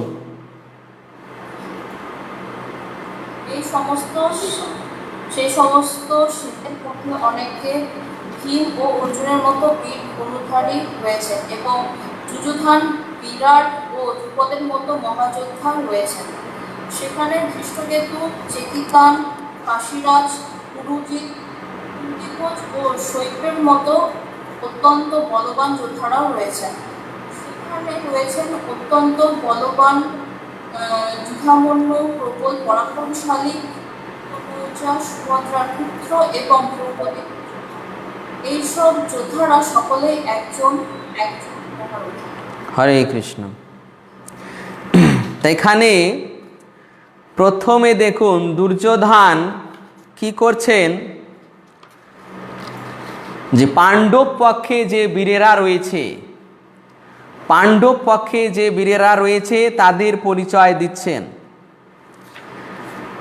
যে এই যে ধৃষ্টদ্যম্ন যে পাণ্ডবদের সেনাপতি, তার সেই গণে ভীম এবং অর্জুনের মতো মহান মহান ধনুর্ধারীরা রয়েছে। দুর্যোধন প্রথমে দেখুন ভীমের নাম বলেছে, ভীমের নাম, হ্যাঁ ভীমের নাম, তারপর অর্জুনের নাম। কারণ দুর্যোধন জানতেন যে যদি তাকে কোনোদিন মরতে হয় তাহলে এই ভীমের হাতেই তার মৃত্যু হবে। এই জন্য দুর্যোধন তাকেই প্রধান শত্রুরূপে আগেই তার নাম বলেছে, যে যদি তাকে কোনোদিন মরতে হয় তাহলে ভীমের হাতেই তার মৃত্যু হবে। তো এই জন্য ভীম এবং অর্জুনকেই তিনি শ্রেষ্ঠ বীর হিসেবে নির্ণয় করে তাদের তুলনা দিচ্ছেন, যে তাদের মতো অনেকেই রয়েছে তাদের দলে। এই যুযুধান মানে সাত্ত্বকী, শ্রীকৃষ্ণের যে অঙ্গ রক্ষা করেন, বডিগার্ড যাকে বলা হয়, এই সাত্ত্বকী মানে এর নাম যুযুধান। তারপর বিরাট মানে বিরাট দেশের রাজা, দ্রুপদ, দ্রুপদ দেশের রাজা মানে দ্রৌপদীর পিতা। তারপর ধৃষ্টকেতু, চেকিতান, কাশীরাজ, পুরুজিৎ, কুন্তিভোজ, শৈব্য, এনারা সকলেই রাজা। এবং যুধামন্যু, উত্তম ঔজা, সুভদ্রার পুত্র, দ্রৌপদীর পুত্রগণ, দ্রৌপদীর 5 পুত্র, আর সুভদ্রার পুত্র হচ্ছে অভিমন্যু। তো এইভাবে দুর্যোধন বলছেন যে এরা সকলেই এক একজন মহারথী, মহারথী, যে একই সঙ্গে সহস্র যোদ্ধার সঙ্গে যারা যুদ্ধ করতে প্রস্তুত তারা মহারথী বলা হয় তাদের। একই সঙ্গে যারা সহস্র যোদ্ধার সঙ্গে যুদ্ধ করতে পারেন তাদের মহারথী বলা হয়। তো এইরকম মহারথী এই পাণ্ডব পক্ষে রয়েছেন, যারা সত্যি সত্যি ভয়ের কারণ হয়ে দাঁড়িয়েছিল। দুর্যোধনের পক্ষে যুদ্ধ জয়ের পথে তারা ছিলেন এক একটি দূরতিক্রম্য প্রতিবন্ধকের মতো কারণ তারা সকলে ভীম ও অর্জুনের মতো ভয়ঙ্কর ছিলেন। যে দুর্যোধন ভীমকে ভয় পেতেন, অর্জুনকেও ভয় পেতেন, কিন্তু তিনি মনে করতেন যদি কোনোদিন মৃত্যু হয় তাহলে ভীমের হাতেই মরতে হবে তাকে, এই জন্য ভীমকে বেশি ভয় পেতেন। তাই ভীম এবং অর্জুনের তুলনা করে তার দলে যে বীর মহাবীরেরা আছে তাদের পরিচয় দিচ্ছেন দ্রোণাচার্যের কাছে। হ্যাঁ, যে তার মনে যে মহাভয়ের উদ্রেক হয়েছে সেটাকে তিনি গোপন রাখতে পারেননি। তো গোপন না রাখার কারণে তিনি ব্যক্ত করে দ্রোণাচার্যকে শোনাচ্ছেন যে আপনি যেন যুদ্ধ করতে কোনো কোমলতা প্রদর্শন না করেন। এবং প্রভুপাদ সেখানে কোট করেছেন যে দুর্যোধনের মনে ছিল যে অন্ততপক্ষে অর্জুনের প্রতি যেন কোনো কোমলতা প্রদর্শন না করেন, কারণ অর্জুন আপনার প্রিয় শিষ্য, অর্জুন আপনার প্রিয় শিষ্য, এই জন্য অর্জুনের প্রতি যেন কোমলতা প্রদর্শন না করেন। হরে কৃষ্ণ। এরপর দুর্যোধন তার নিজের দলের সৈন্যদের পরিচয় প্রদান করবেন। পাস্মাকম তু বিশিষ্টা যে তান্নিবোধ দ্বিজোত্তম নায়কা মম সৈন্যস্য সংগার্থম তান ব্রবীমিতে। যদি প্রশ্ন থাকে তাহলে লিখে রাখুন, পরবর্তীতে বলবেন। তো সপ্তম শ্লোকের অনুবাদ মদন মোহন গ্রুপ থেকে পড়বেন একজন। প্রভু আমি করছি, হে দ্বিজোত্তম, আমাদের পক্ষে যে সমস্ত বিশিষ্ট সেনাপতি সামরিক শক্তি পরিচালনার জন্য রয়েছেন, আপনার অবগতির জন্য আমি তাদের সম্বন্ধে বলছি। ওকে, হে দ্বিজোত্তম, মানে দ্রোণাচার্যকে সম্বোধন করছেন দ্বিজোত্তম। দ্বিজোত্তম মানে ব্রাহ্মণদের মধ্যে শ্রেষ্ঠ। আমাদের পক্ষে যে সমস্ত বিশিষ্ট সেনাপতি রয়েছে, আমি আপনার অবগতির জন্য তাদের সম্বন্ধে বলছি। দুর্যোধন প্রথমে পাণ্ডবদের পরিচয় দিলেন, এরপর তার নিজের দলের সমস্ত বীরদের পরিচয় দিচ্ছেন, যাতে তার মানে একটু সাহস উৎপন্ন হয়। যে কোনো ব্যক্তি যখন অন্য দলের সাপোর্টারদের দেখে ভীত হয়, তখন তিনি তার ভয়কে কাটানোর জন্য এইরকম বলেন যে আমার দলেও এইরকম ব্যক্তিরা আছেন। হ্যাঁ, তা দ্রোণাচার্যকেও দুর্যোধন এইভাবে বলছেন যে হে গুরুদেব বা হে অস্ত্রগুরু, এই যে বিপক্ষ দলে এই যে আপনি নাম শুনলেন, এবার আমার দলে যারা যারা আছে তাদের নামটাও শ্রবণ করুন, তাদের প্রতাপ কেমন। তখন অষ্টম শ্লোকে দুর্যোধন বলছেন, ভবান ভীষ্মশ্চ কর্ণশ্চ কৃপশ্চ সমিতিঞ্জয় অশ্বত্থামা বিকর্ণশ্চ সৌম্যদত্তি তথৈব চ। রাধারানী গ্রুপ থেকে পড়ুন একজন।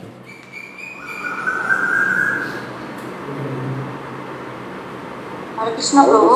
হরে কৃষ্ণ প্রভু। অপর্ণা মাতাজি বলুন, রাধারানী গ্রুপে। হ্যাঁ বলুন। সেখানে রয়েছেন আপনার মতে ব্যক্তিশালী ভীষ্ম, কর্ণ, কৃপা, অশ্বত্থামা, বিকর্ণ ও সোমদত্তের পুত্র ভূরিশ্রবা, যারা সর্বদা সংগ্রামে বিজয়ী হয়ে থাকে। ওকে, তো সেখানে রয়েছে আপনার মতোই ব্যক্তিত্বশীল। তো দুর্যোধন এখানে প্রথমে দেখুন ভবান শব্দটি ব্যবহার করেছেন। ভবান, ভবান মানে আপনি, ভবান সংস্কৃত শব্দ, ভবান মানে হচ্ছে আপনি। সেখানে রয়েছেন আপনি, মানে দুর্যোধন তিনি দ্রোণাচার্যকে শেখাচ্ছেন, দ্রোণাচার্যকে বলছেন যে আপনি অত্যন্ত মহান যোদ্ধা, আপনি অত্যন্ত মহান যোদ্ধা। কেননা দুর্যোধন এই দ্রোণাচার্যের প্রভাব জানতেন, যেই দুর্যোধনের পক্ষে এই রকম মহাবীর, এইরকম 4 জন ছিলেন মহাবীর। হ্যাঁ, কে কে দেখুন, এই দ্রোণাচার্য অস্ত্রগুরু, ভগবান শ্রী পরশুরামের বরদানের প্রভাবে তিনি এমন হয়ে গিয়েছিলেন যে যতক্ষণ তিনি ওই অস্ত্র ধারণ করে থাকবেন কেউ তাকে মারতে পারবে না, এইরকম তার বর ছিল। যে যতক্ষণ তিনি অস্ত্র ধারণ করে থাকবেন কেউ তাকে পরাজিত করতে পারবে না। তারপর পিতামহ ভীষ্মদেব, বিশ্ববিখ্যাত বীর, যে তিনি এমন বীর ছিলেন যে তিনি ভগবান পরশুরামকেও পরাজিত করেছিলেন এবং তার বরদান ছিল, তার পিতা বরদান করেছিলেন শান্তনু মহারাজ, যে তোমাকে আমি ইচ্ছা মৃত্যু বর দিচ্ছি, ইচ্ছা মৃত্যু। হ্যাঁ, যে তুমি যখন চাইবে তখনই তোমার মৃত্যু হবে, অন্যথায় তোমার মৃত্যু হবে না। ইচ্ছা মৃত্যু বরদান ছিল পিতামহ ভীষ্মদেবের। আর কর্ণ সে পূর্বজন্মে ছিল সহস্র কবচ অসুর। ভগবান নরনারায়ণ সেখানে নররূপে, এই শ্রীকৃষ্ণ নররূপে অর্জুন ছিলেন এবং নারায়ণ রূপে কৃষ্ণ ছিলেন। তো তার বরদান ছিল যে ওই তার যে সহস্র কবচ সূর্যদেব দান করেছিল, ওই সহস্র কবচ নষ্ট না হওয়া পর্যন্ত তার মৃত্যু হবে না। হ্যাঁ, কালিকা পুরাণে এই কাহিনী বর্ণিত আছে। তো সেই ভগবান নরনারায়ণ সেখানে 999টি কবচ কুণ্ডল তার ভেদ করে দিয়েছিলেন। আর একটি কবচ কুণ্ডল নিয়ে তিনি সূর্যদেবের ভিতর যখন লুকিয়ে যান, সূর্যদেব তখন মাতা কুন্তির গর্ভে তাকে প্রেরণ করেন। তো সেই কর্ণ ওই কবচ কুণ্ডল নিয়ে জন্মগ্রহণ করেছিলেন। হ্যাঁ, তাই তার এরকম বরদান ছিল যে ওই কবচ কুণ্ডল থাকা পর্যন্ত কেউ তাকে মারতে পারবে না। আর ছিল অশ্বত্থামা। অশ্বত্থামা এখনো জীবিত। এই যে অশ্বত্থামা এখনো জীবিত, তার বরদান ছিল যে এই এক কল্পকাল, এক মন্বন্তরকাল তিনি জীবিত থাকবেন, এর মধ্যে তার মৃত্যু হবে না। তো এখনও সেই অশ্বত্থামা জীবিত আছে। তো এই 4 জন ছিল মহাপরাক্রমশালী। তাই দুর্যোধন তাদের নাম বলে তাদের পরিচয় দিচ্ছেন যে আমার দলে এই রকম মহান মহান বীরেরা আছে, আপনার ভয় পাওয়ার কোনো কারণ নেই। এরপর 9ম শ্লোক, অন্যে চ বহবা সুরা মদার্থে ত্যক্ত জীবিতা নানা শস্ত্র প্রহারণা সর্বে যুদ্ধ বিশারদা।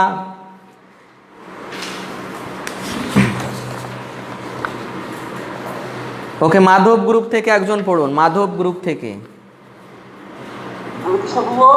হ্যাঁ, পড়ুন।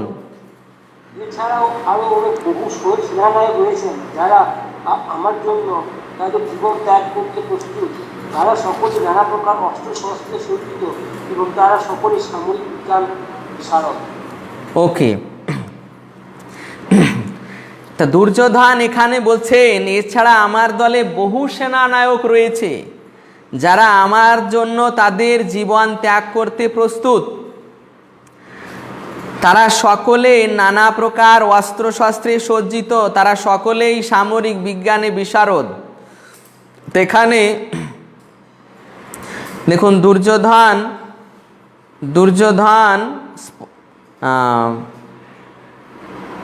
একটি বিষয় উল্লেখ করেছেন, ত্যক্তজীবিতা, মদার্থে ত্যক্তজীবিতা। মদার্থে মানে আমার জন্য ত্যক্তজীবিতা, স্বাভাবিকভাবে মনে হচ্ছে যে আমার জন্য জীবন ত্যাগ করতে প্রস্তুত। হ্যাঁ, আমার দলে এমন বহু সেনানায়ক আছে যারা আমার জন্য জীবন ত্যাগ করতে প্রস্তুত। মদার্থে ত্যক্তজীবিতা। আর এই যে এই শব্দটির অর্থ আমাদের আচার্য শ্রী বিশ্বনাথ চক্রবর্তী ঠাকুর ব্যাখ্যা করেছেন। বলছেন সারস্বত অর্থ, মানে সরস্বতী দেবী দুর্যোধনের মুখে জিহ্বায় অধিষ্ঠান করে বলছেন মদর্থে ত্যক্ত জীবিতা, মানে আমার জন্য তারা তাদের জীবন হারিয়েছে, মানে তারা মৃত, আমার জন্য তারা মৃত। এই যে আমার দলে এত এত সেনানায়ক, এরা আমার জন্য মৃত। হ্যাঁ, এরা আমার জন্য মৃত হয়ে আছে। কারণ ভগবান অর্জুনকে যখন বিশ্বরূপ দর্শন করেছিলেন তখন বলবেন, দেখবেন যে হে অর্জুন, তুমি নিমিত্ত মাত্র হয়ে যুদ্ধ করবে, কারণ এরা পূর্ব থেকে আমার দ্বারা মৃত হয়ে আছে। তো সেই সত্যকে সরস্বতী দেবী দুর্যোধনের মুখে বসে উল্লেখ করছেন। যে ভগবান বলেছিলেন যে হে অর্জুন, এরা পূর্ব থেকেই আমার দ্বারা মৃত হয়ে আছে, মৃত হয়ে আছে, তুমি কেবল নিমিত্ত মাত্র হয়ে যুদ্ধ করো, যশ তোমার লাভ হবে। তো সরস্বতী দেবী সেই সত্য এখানে দুর্যোধনের মুখে উল্লেখ করছেন যে মদর্থে ত্যক্ত জীবিতা, মানে আমার জন্য এরা মৃত হয়ে আছে, যেহেতু এরা আমার পক্ষ অবলম্বন করেছে তাই এরা মৃত। এরপর আরেকটি শব্দ আছে, দেখুন অস্ত্র শস্ত্র। তো অস্ত্র বলতে কি বোঝায় আর শস্ত্র বলতে কি বোঝায়? হ্যাঁ, এই যে তারা সকলে নানা প্রকার অস্ত্রশাস্ত্রে সজ্জিত। এই সংক্ষিপ্তভাবে অস্ত্র বলতে কি বোঝায় আর শস্ত্র বলতে কি বোঝায়? গোবিন্দ গ্রুপ থেকে বলুন, অস্ত্র কি আর শস্ত্র কি? হরে কৃষ্ণ প্রভু, আমি বলি। গোবিন্দ গ্রুপে যদি হন, হ্যাঁ বলুন। অস্ত্র হচ্ছে যেগুলো নিক্ষেপ করা হয়, তরবারি, ত্রিশূল বা আপনার বর্ষা। আর শস্ত্র? শস্ত্র হচ্ছে যেমন গদা, তারপর আপনার। আচ্ছা, ক্লিয়ার করে কে বলতে পারবেন গোবিন্দ গ্রুপে? ওকে, কেউ বলতে পারবেন না। তারপর গৌরাঙ্গ গ্রুপে?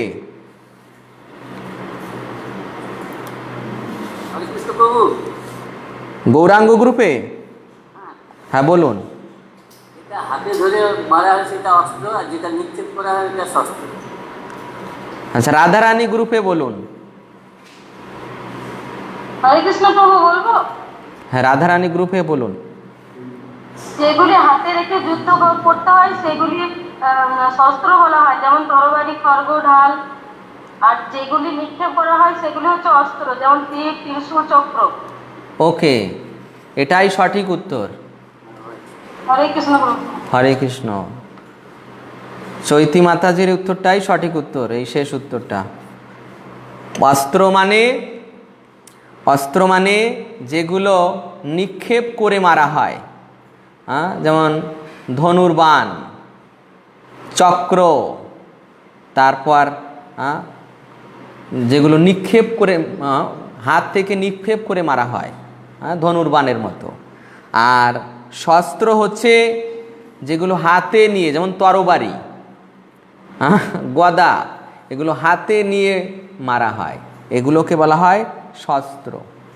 ওকে, এরপর 10ম শ্লোক।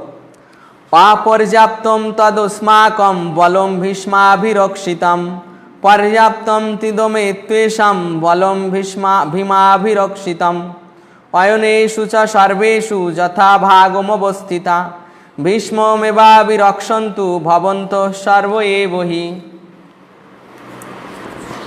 রাধারানী গ্রুপ থেকে একজন অনুবাদ পড়ুন।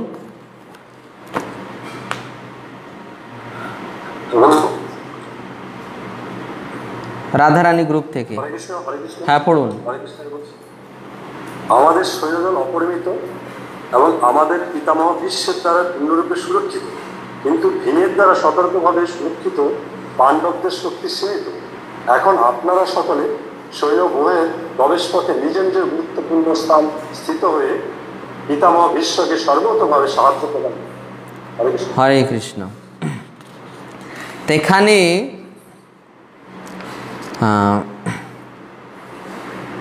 এই যে ভীষ্মদেবের নাম এসেছে, দুর্যোধন ভীষ্মদেবের নাম করেছেন, তা দুর্যোধনের ভীষ্মদেবের নাম করার কি উদ্দেশ্য ছিল?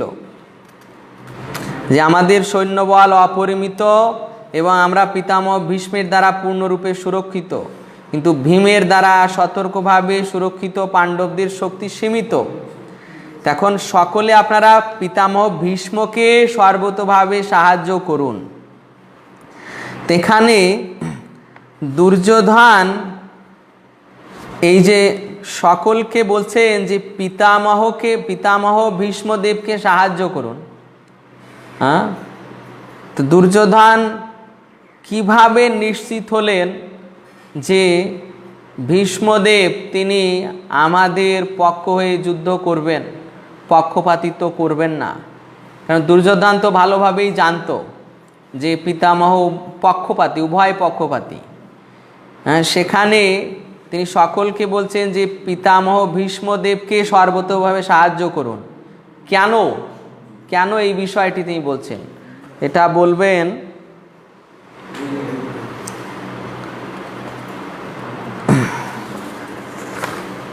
নিত্যানন্দ গ্রুপ থেকে বলুন।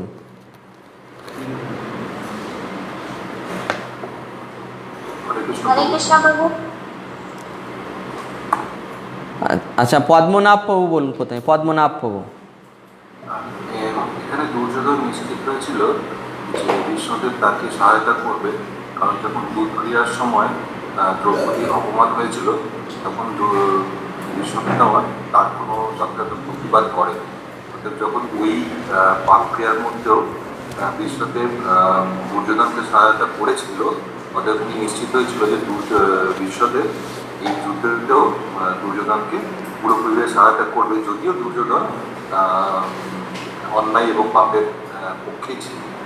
ওকে, উত্তরটা সঠিক হয়েছে যে এই যে পিতামহ ভীষ্মদেব তিনি পাশা খেলার সময়ও দুর্যোধনের পক্ষ অবলম্বন করেছিলেন, আবার দ্রৌপদীর যখন বস্ত্রহরণ হয়েছিল তখনও তিনি তার পক্ষ অবলম্বন করেছিলেন। এই জন্য দুর্যোধন একটু নিশ্চিত ছিলেন যে এই যুদ্ধেও পিতামহ আমাদেরই পক্ষ অবলম্বন করবেন। তাই সকলকে বলছেন যে তিনি যেন অন্য সকলে যেন পিতামহকে সর্বতোভাবে সাহায্য প্রদান করেন। কেননা আরেকটি বিষয় ছিল, যেটা হচ্ছে দুর্যোধন এই পিতামহ ভীষ্মদেবের প্রভাব ভালোভাবেই জানতেন, যে তিনি হচ্ছেন অপরাজেয় বীর। এই যুদ্ধভূমিতে শ্রীকৃষ্ণ যেহেতু যুদ্ধ করবেন না, তাই শ্রীকৃষ্ণের পরে সর্বশ্রেষ্ঠ বীর হচ্ছে এই পিতামহ ভীষ্মদেব। শ্রীকৃষ্ণের পর, শ্রীকৃষ্ণ তো যুদ্ধ করবেন না, আর শ্রীকৃষ্ণের পর সর্বশ্রেষ্ঠ বীর হচ্ছে এই পিতামহ ভীষ্মদেব। যিনি অপরাজেয় বীর, তা তিনি যদি যুদ্ধ করেন তাহলে আমাদের জয় নিশ্চিত। তো দুর্যোধন এটা মনে করে সকলকে বললেন যে পিতামহকে সর্বতোভাবে সাহায্য প্রদান করুন। আরেকটি বিষয়, তিনি পিতামহকে সকলকে যুদ্ধ করতে, মানে সকলকে সাহায্য করতে বলেছিলেন, কারণ তিনি পিতামহের যে দৃঢ় প্রতিজ্ঞা, সেই প্রতিজ্ঞার কথাও জানতেন যে পিতামহ ভীষ্মদেব একজন বিখ্যাত বীর, মানে বীর পুরুষ, যে তিনি যখন যুদ্ধ করেন তখন কেবল সামনেই যে যোদ্ধা হয়ে আসেন তার সঙ্গেই যুদ্ধ করবেন। সাইড থেকে বা পিছন থেকে যদি কেউ আসে আক্রমণ করে তাহলে তার সঙ্গে তিনি যুদ্ধ করবেন না। তার এরকম বীরত্ব। এই জন্য দুর্যোধন চেয়েছিল যে পিতামহ যখন সামনে থেকে যুদ্ধ করবেন তখন যেন পিছন থেকে কেউ এসে তাকে হত্যা না করে, কারণ পিছন থেকে এলে ভীষ্মদেব বীর পুরুষ, তিনি তার সঙ্গে যুদ্ধ করবেন না। ওই ব্যক্তি তাকে মেরে ফেললেও, পিতামহকে মেরে ফেললেও তিনি তার সঙ্গে যুদ্ধ করবেন না, কেন না তিনি বীর পুরুষ। যে কেবল সামনে থেকেই আসবে তার সঙ্গেই তিনি যুদ্ধ করবেন। না, বীর পুরুষদের এটি নীতি।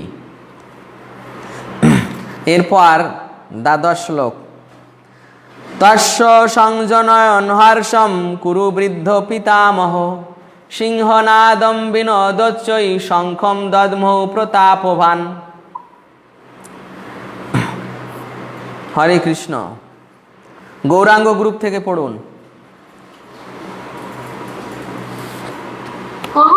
হ্যাঁ, অনুবাদ পড়ুন। তখন পূর্ববংশের বৃদ্ধ পিতামহ ভীষ্ম দুর্যোধনের হর্ষ উৎপাদনের জন্য সিংহের গর্জনের মতো অতি উচ্চনাদে শঙ্খ বাজালেন। ওকে, তো এখানে ভীষ্মদেব কেন শঙ্খ বাজালেন? ভীষ্মদেব কেন শঙ্খ বাজালেন? হ্যাঁ, এই প্রশ্নেরটা উত্তর রাধারানী গ্রুপ থেকে দেবেন। রাধারানী গ্রুপ থেকে। আচ্ছা বলুন মাতাজি। নিশা মাতাজি বলুন। নিশা মাতাজি। ভীষ্ম দুর্যোধনকে উৎসাহিত করার জন্য ভীষ্ম শঙ্খ বাজিয়েছিলেন, কারণ ভীষ্ম জানতেন যে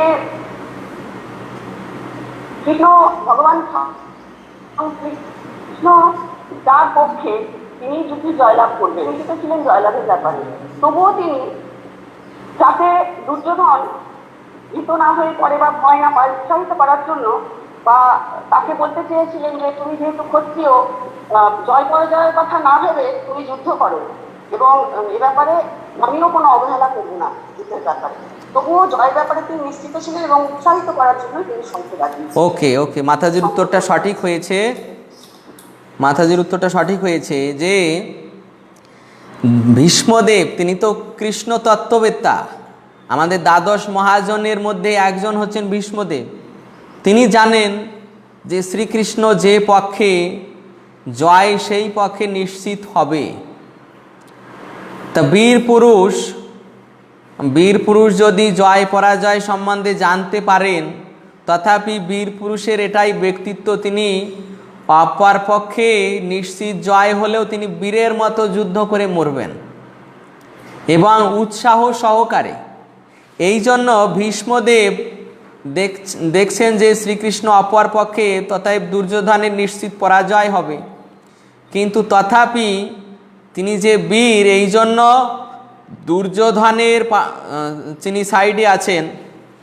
এই জন্য দুর্যোধন যাতে ভীত না হয়ে যায় এবং তার মনেও যাতে উৎফুল্লতা বজায় থাকে, তাই দুর্যোধনের মনে সে সাহস উৎপাদন করার জন্য তিনি এইভাবে শঙ্খ বাজালেন উচ্চনাদে।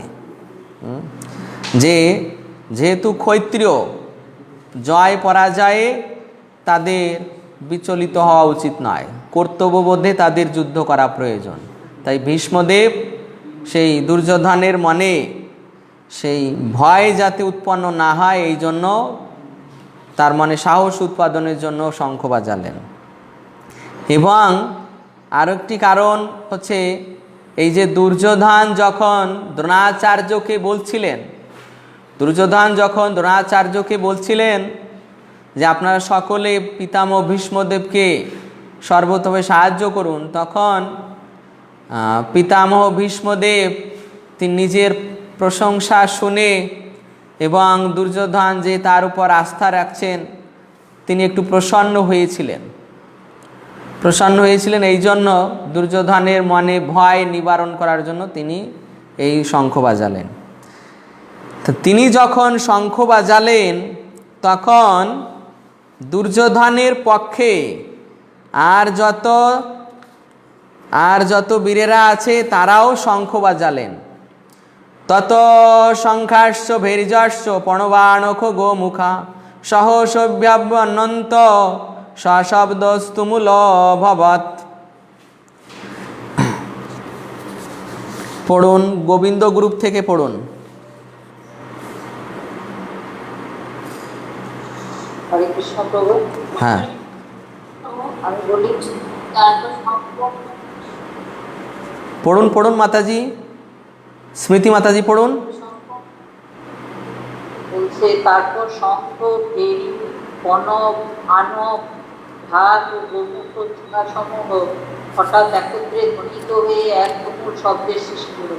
ওকে, মানে পিতামহ ভীষ্মদেব যখন শঙ্খ বাজিয়েছেন তখন তার দেখা দেখি সেই দুর্যোধনের পক্ষে যারা ছিলেন মহান মহান সেনারথীরা তারাও শঙ্খ বাজিয়েছেন, নিজ নিজ শঙ্খ, এবং তাদের পক্ষে যত সৈন্যরা রয়েছে সেই সৈন্যদের কাছে এই সমস্ত যুদ্ধের সরঞ্জামগুলো রয়েছে, মানে বাজানোর সরঞ্জাম, শঙ্খ, ভেরি, প্রণব, আনব, ঢাক, গোমুখ, সিংহা, এই সমস্ত কিছু একত্রে ধ্বনিত হয়েছে এবং এক তুমুল শব্দের সৃষ্টি হয়েছিল। এখানে শুধু বর্ণন করা হয়েছে যে তুমুল শব্দের সৃষ্টি হলো, আর এই শব্দের দ্বারা বিপক্ষের কোনো প্রভাব হয়নি, কারণ সেটা এখানে বর্ণন নেই, শুধু তুমুল শব্দের সৃষ্টি হয়েছে। তুমুল শব্দের সৃষ্টি হয়েছে, যেমন এই হঠাৎ যদি কোনো শব্দ, হঠাৎ খুব উচ্চ আওয়াজে যদি কোনো শব্দ হয় তাহলে হৃদকম্পন শুরু হয়ে যায়, যাদের হৃদয় দুর্বল।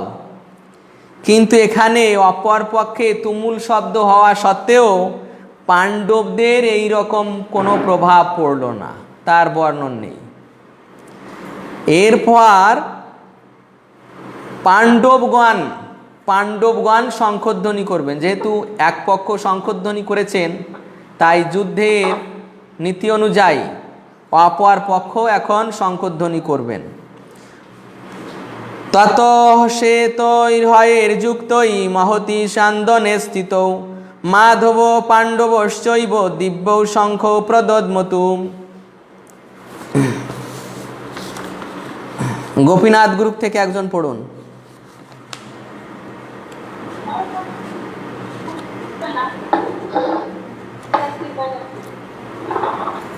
গোপীনাথ গ্রুপ থেকে একজন পড়ুন।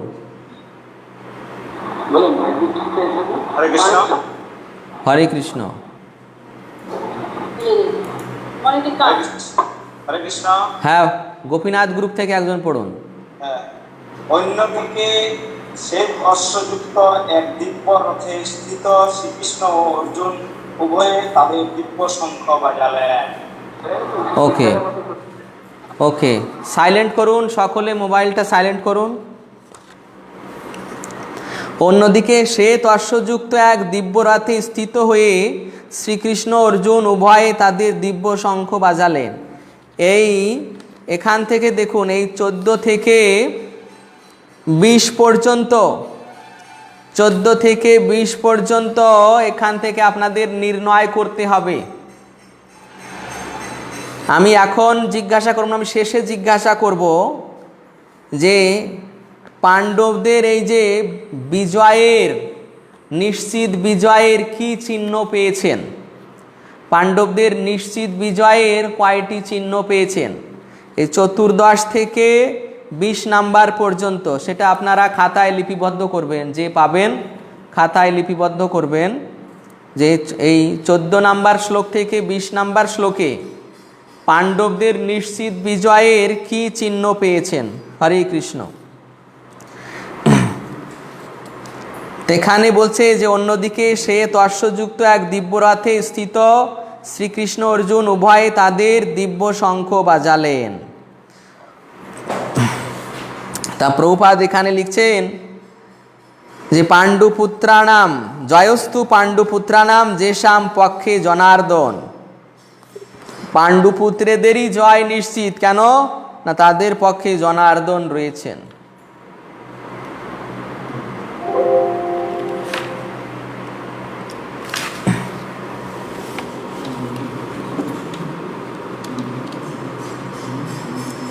পাণ্ডবদের পক্ষেই জনার্দন রয়েছে, এই জন্য তাদের নিশ্চিত জয় হবে। তো এরপর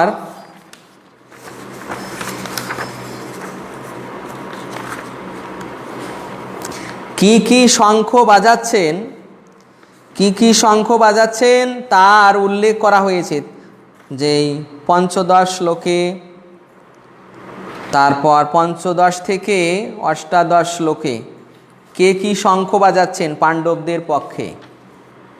তো এর পূর্বে এখানে দেখুন শ্রীকৃষ্ণের নামটি এখানে কি ব্যবহার করা হয়েছে? মাধব। শ্রীকৃষ্ণের নামটি এখানে মাধব রূপে ব্যবহার করা হয়েছে। হ্যাঁ, মাধব পাণ্ডবশ্চৈব, শ্রীকৃষ্ণের নাম এখানে মাধব রূপে উল্লেখ করা হলো।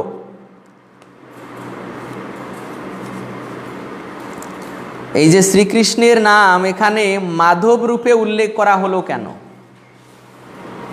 শ্রীকৃষ্ণের নাম এখানে মাধব রূপে উল্লেখ করা হলো কেন?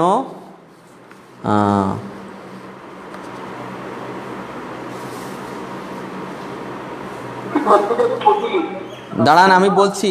না না না, মাধব গ্রুপ থেকে বলুন, মাধব গ্রুপ থেকে।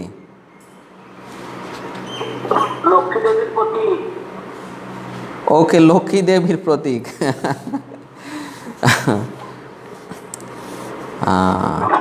মাধব গ্রুপ থেকে আর কে বলবেন? মাধব গ্রুপ থেকে আর কি বলবেন?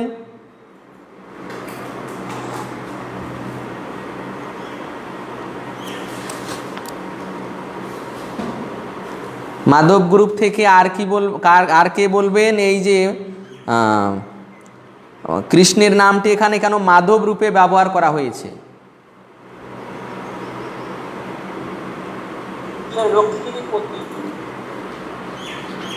লক্ষ্মী দেবীর প্রতীক। সুশান্ত প্রভু বলুন, সুশান্ত প্রভু বলুন।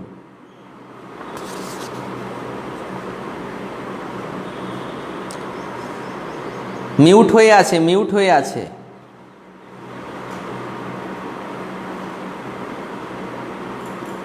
হ্যাঁ বলুন। লক্ষ্মী দেবীকে বোঝানো হয়েছে, অর্থাৎ সৌভাগ্যের অধিষ্ঠাত্রী দেবী লক্ষ্মী দেবীর যেদিকে রয়েছেন সেদিকে সৌভাগ্য বা বিজয় নিশ্চিত। ওকে ওকে, এটাই এটাই যে লক্ষ্মী দেবীর প্রতীক, লক্ষ্মী দেবী যে পক্ষে রয়েছেন সেই পক্ষেই বিজয়। সৌভাগ্য লক্ষ্মী যে পক্ষেই রয়েছেন সেই পক্ষেই বিজয়। এই জন্য এখানে মাধব শব্দটি ব্যবহার করা হয়েছে। ওকে, এরপর পঞ্চদশ শ্লোক থেকে অষ্টাদশ শ্লোক আমরা একসঙ্গে পড়ব। পাঞ্চজন্যম ঋষিকেশ দেবদত্তম ধনঞ্জয় পৌণ্ড্রম দদ্মৌ মহাশঙ্কম ভীমকর্মাবৃকোদর অনন্ত বিজয়ম রাজা কুন্তিপুত্র যুধিষ্ঠির নকুল সহদেবস্য সুঘোষ মণিপুষ্পকৌ কাশ্যস্য পরমেশ্বাস শিখণ্ডী চ মহারথ দৃষ্টদম্নু বিরাটস্য সাত্ত্বকীশ্চ পরাজিতা দ্রুপদ দ্রৌপদেয়াশ্চ সর্বস্ব পৃথিবীপতে সৌভদ্রশ্চ মহাবাহু শঙ্খান দদ্মৌ পৃথক পৃথক। পঞ্চদশ শ্লোকের তাৎপর্য পড়বেন গোপীনাথ গ্রুপ থেকে একজন। পঞ্চদশ শ্লোকের তাৎপর্য মানে 15 নম্বর শ্লোকের তাৎপর্য গোপীনাথ গ্রুপ থেকে পড়ুন।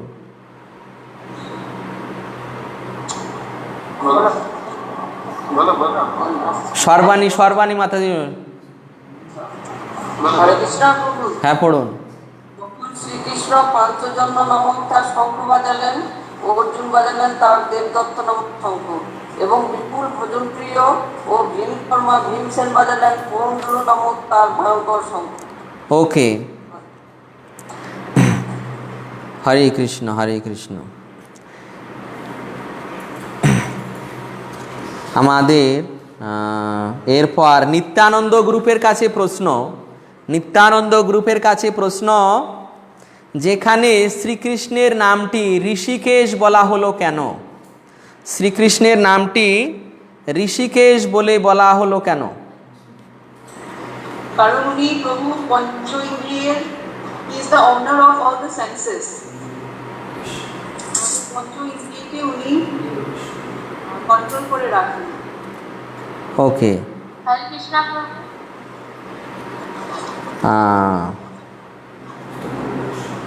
নিত্যানন্দ গ্রুপ থেকে। আচ্ছা, আর যেটা দ্বারা আমরা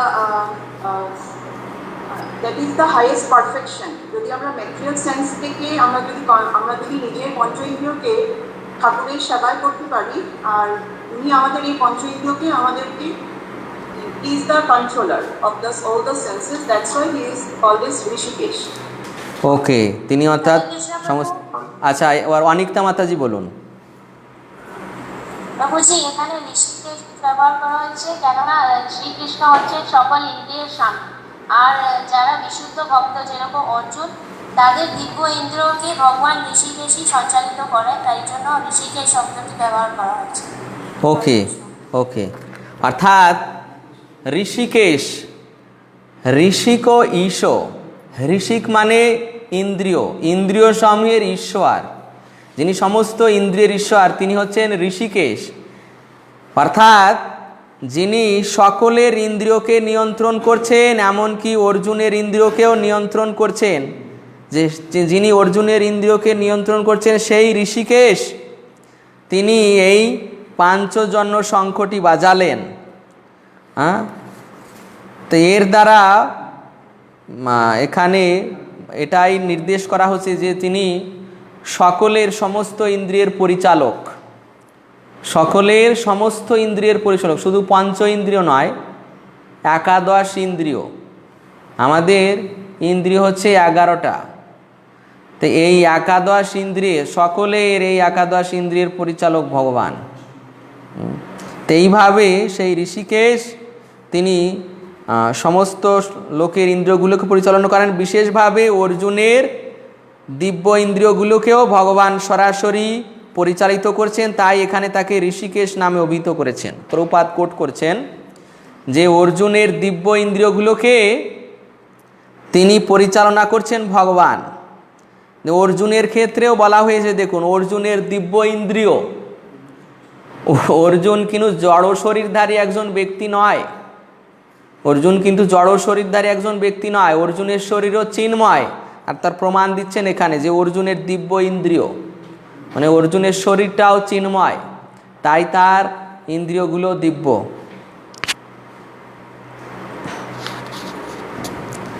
ওকে, এরপর 16 থেকে 18 শ্লোকগুলো পড়বেন রাধারানী গ্রুপ থেকে, একজন পড়ুন।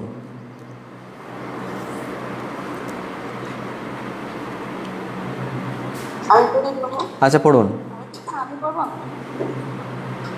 নিশা মাতাজি আগে বলেছেন। কুন্তিপুত্র মহারাজ যুধিষ্ঠির অনন্ত বিজয় নামক শঙ্খ বাজালেন এবং নকুল ও সহদেব বাজালেন সুঘোষ ও মণিপুস্তক নামক শঙ্খ। হে মহারাজ, তখন মহান ধনুর্ধর কাশীরাজ, প্রবল যোদ্ধা শিখুণ্ডী, ধৃষ্টদ্যুম্ন, বিরাট, অপরাজিত সাত্যকী, দ্রুপদ, দ্রৌপদীর পুত্রগণ, সুভদ্রার মহাবলবান পুত্র এবং অন্য সকলে তাদের নিজ নিজ পৃথক। তাহলে এখানে যেহেতু শ্রীকৃষ্ণ শঙ্খ বাজিয়েছেন, অর্জুন শঙ্খ বাজিয়েছেন, তাই শ্রীকৃষ্ণের অনুগামী যারা সকলেই তাদের নিজ নিজ শঙ্খ বাজালেন। যারা শ্রীকৃষ্ণের অনুগামী সকলেই নিজ নিজ শঙ্খ বাজালেন। তো এইভাবে যুধিষ্ঠির মানে কুন্তিপুত্র যুধিষ্ঠির তিনি অনন্ত বিজয় নামক শঙ্খ, হরে কৃষ্ণ, মোবাইলটা সাইলেন্ট রাখুন, অনন্ত বিজয় নামক শঙ্খ, তারপর নকুল সহদেব সুঘোষ মণিপুষ্পক, তারপর বিভিন্ন জনের নাম এবং শঙ্খের নাম দেওয়া হয়েছে। তা আমি এখানে এই শ্লোকে আর বর্ণন করব না। এখানে যারা যারা শঙ্খ বাজিয়েছেন তাদের নাম আর শঙ্খের নাম দেওয়া হয়েছে। এরপর 19 নম্বর শ্লোক। স্বঘোষধার্ত রাষ্ট্রাণাম হৃদয়ানি বেদারয়েত নবশ্চ পৃথিবীং চৈব তুমুল ভেনুনাদয়ন। অনুবাদ পড়ুন মদন মোহন গ্রুপ থেকে। হ্যাঁ পড়ুন পড়ুন। শঙ্খ নিনাদে যে প্রচন্ড শব্দ আকাশ ও পৃথিবী প্রতিধ্বনিত করে ধৃতরাষ্ট্রের পুত্রদের এই হৃদয় বিদারণ করতে লাগল। হরে কৃষ্ণ। তো শঙ্খ নিনাদের প্রচণ্ড শব্দ আকাশ ও পৃথিবী প্রতিধ্বনিত করে ধৃতরাষ্ট্রের পুত্রদের হৃদয় বিদারিত করতে লাগলো। হ্যাঁ, তো এখানে দেখুন আমরা চতুর্দশ না, ত্রয়োদশ শ্লোকে মানে 13 নম্বর শ্লোকে পেয়েছি, 13 নম্বর শ্লোকে পেয়েছি যে দুর্যোধনের পক্ষে যারা শঙ্খ বাজিয়েছিলেন সেই শঙ্খের আওয়াজ তুমুল শব্দের সৃষ্টি করেছিল, কিন্তু কোনো প্রভাব পড়েনি কারো উপর। আর এই শ্লোকে দেখুন পাণ্ডবদের শঙ্খধ্বনিতে ধৃতরাষ্ট্রের পুত্রদের উপর প্রভাব পড়েছে। হ্যাঁ, ধৃতরাষ্ট্রের পুত্রদের উপর প্রভাব পড়েছে যে তাদের হৃদয় বিদারিত করতে লাগলো। হৃদয় মানে হৃদকম্পন শুরু হয়ে গিয়েছে শঙ্খের ধ্বনিতে, মানে বুক কেঁপে উঠেছে। তো এইভাবে এখানে এই শঙ্খের ধ্বনির মাধ্যমে অপর পক্ষে একটু বিশেষ প্রভাব পড়েছে। এরপরে প্রভুপাদ এখানে এই পার্বটের শেষে লিখছেন যে ভগবানের কাছে যিনি আত্মসমর্পণ করেছেন তার মনে কোনো রকম ভয় থাকে না, চরম বিপদেও তিনি অবিচলিত থাকেন।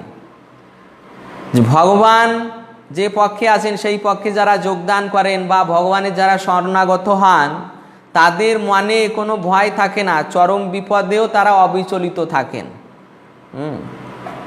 চরম বিপদেও তারা অবিচলিত থাকেন। তো প্রভুপাদ এখানে সিদ্ধান্ত প্রদান করছেন যে ভগবানের যারা শরণাগত ভক্ত তারা অবিচলিত। ভগবানের যারা শরণাগত ভক্ত তারা অবিচলিত। এরপর 20 নম্বর শ্লোক, অর্থাৎ আজকের ক্লাসের লাস্ট শ্লোক। অথ ব্যবস্থিতান দৃष्ट्वा ধার্তরাষ্ট্রান কপিধ্বজ প্রবৃত্তে শস্ত্র সম্পাতে ধনুরুদ্যম পাণ্ডব ঋষিকেশম তদা বাক্যমিদমাহ মহীপতে। গৌরাঙ্গ গ্রুপ থেকে পড়ুন অনুবাদ।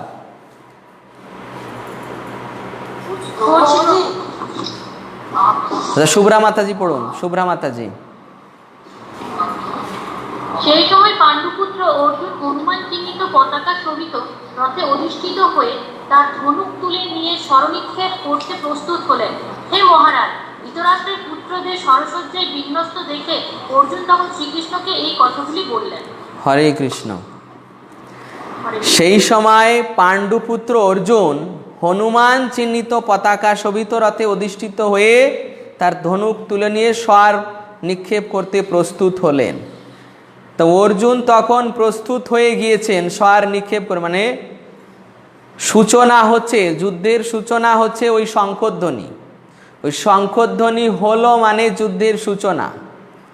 তাই অর্জুন যেহেতু একজন বিখ্যাত বীর, তাই তিনি সর্বপ্রথম তার ধনুর্বাণ তুলে নিয়ে নিক্ষেপ করতে শুরু করবেন। এমন সময় তার মানে একটু যে যুদ্ধভূমিতে কারা এসেছে তাদের দেখার ইচ্ছা জাগবে। তো এটা পরবর্তীতে আমরা পাবো যে অর্জুন বলবেন যে হে কেশব, আমি একবার একটু দেখতে চাই যে যুদ্ধভূমিতে কারা এসেছে, কাদের সঙ্গে আমাকে যুদ্ধ করতে হবে। তো এই জন্য অর্জুন প্রথমেই যুদ্ধের নিয়ম অনুসারে স্বর নিক্ষেপ করার জন্য প্রস্তুত হয়ে আছেন। এবং এখানে দেখা হয়েছে দৃष्ट्वा ধার্তরাষ্ট্রান, মানে ধৃতরাষ্ট্রের পুত্রদের দেখে কপিধ্বজ, কপিধ্বজ মানে যার মানে পতাকা, রথের পতাকায়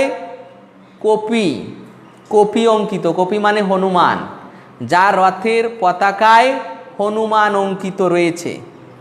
তা সেই অর্জুন শস্ত্র সম্পদ করতে লাগলেন। প্রবৃত্তে শস্ত্র সম্পাতে ধনুরুদ্যম পাণ্ডব। অর্জুন স্বর নিক্ষেপ করতে প্রস্তুত হলেন। ঋষিকেশম তদা বাক্য মিদমাহ মহিপতে। ঋষিকেশম তদা বাক্য, তখন ঋষিকেশকে তিনি বলতে যাবেন। তাই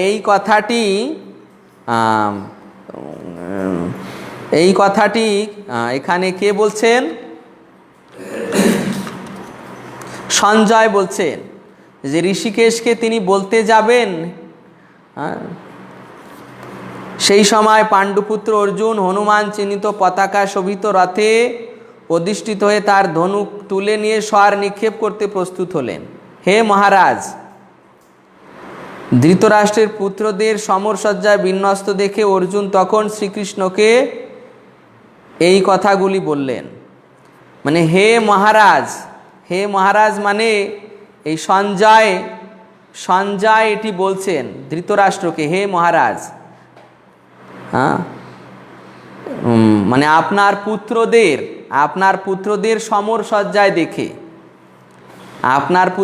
সমরসজ্জায় দেখে অর্জুন শ্রীকৃষ্ণকে এই কথাগুলো বলছেন। এখানে হে মহারাজের পরে ধৃতরাষ্ট্রের পুত্রদের, এটা এখানে এইরকম হবে যে হে মহারাজ আপনার পুত্রদের। তাই আপনার পুত্রদের এটা নির্দিষ্ট করতে এখানে ধৃতরাষ্ট্রের পুত্রদেরকে এটা সরাসরি লেখা হয়েছে। আসলে এখানে হবে হে মহারাজ আপনার পুত্রদের। তা এখন যেটা আমি প্রথমে বর্ণন করেছিলাম যে 14 শ্লোক থেকে এই 20 নম্বর শ্লোক পর্যন্ত যুদ্ধ জয়ের 5টি বা যে কয়টি আপনারা সংকেত পেয়েছেন,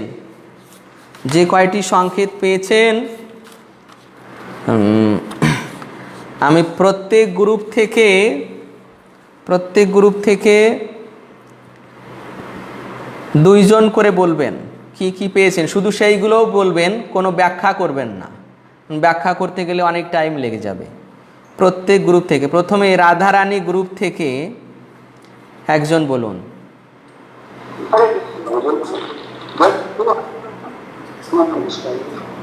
রাধারানী গ্রুপ থেকে,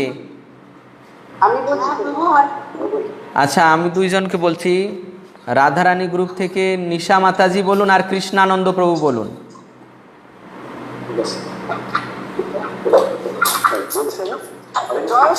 আগে নিশা মাতাজি বলুন। হ্যাঁ বলুন।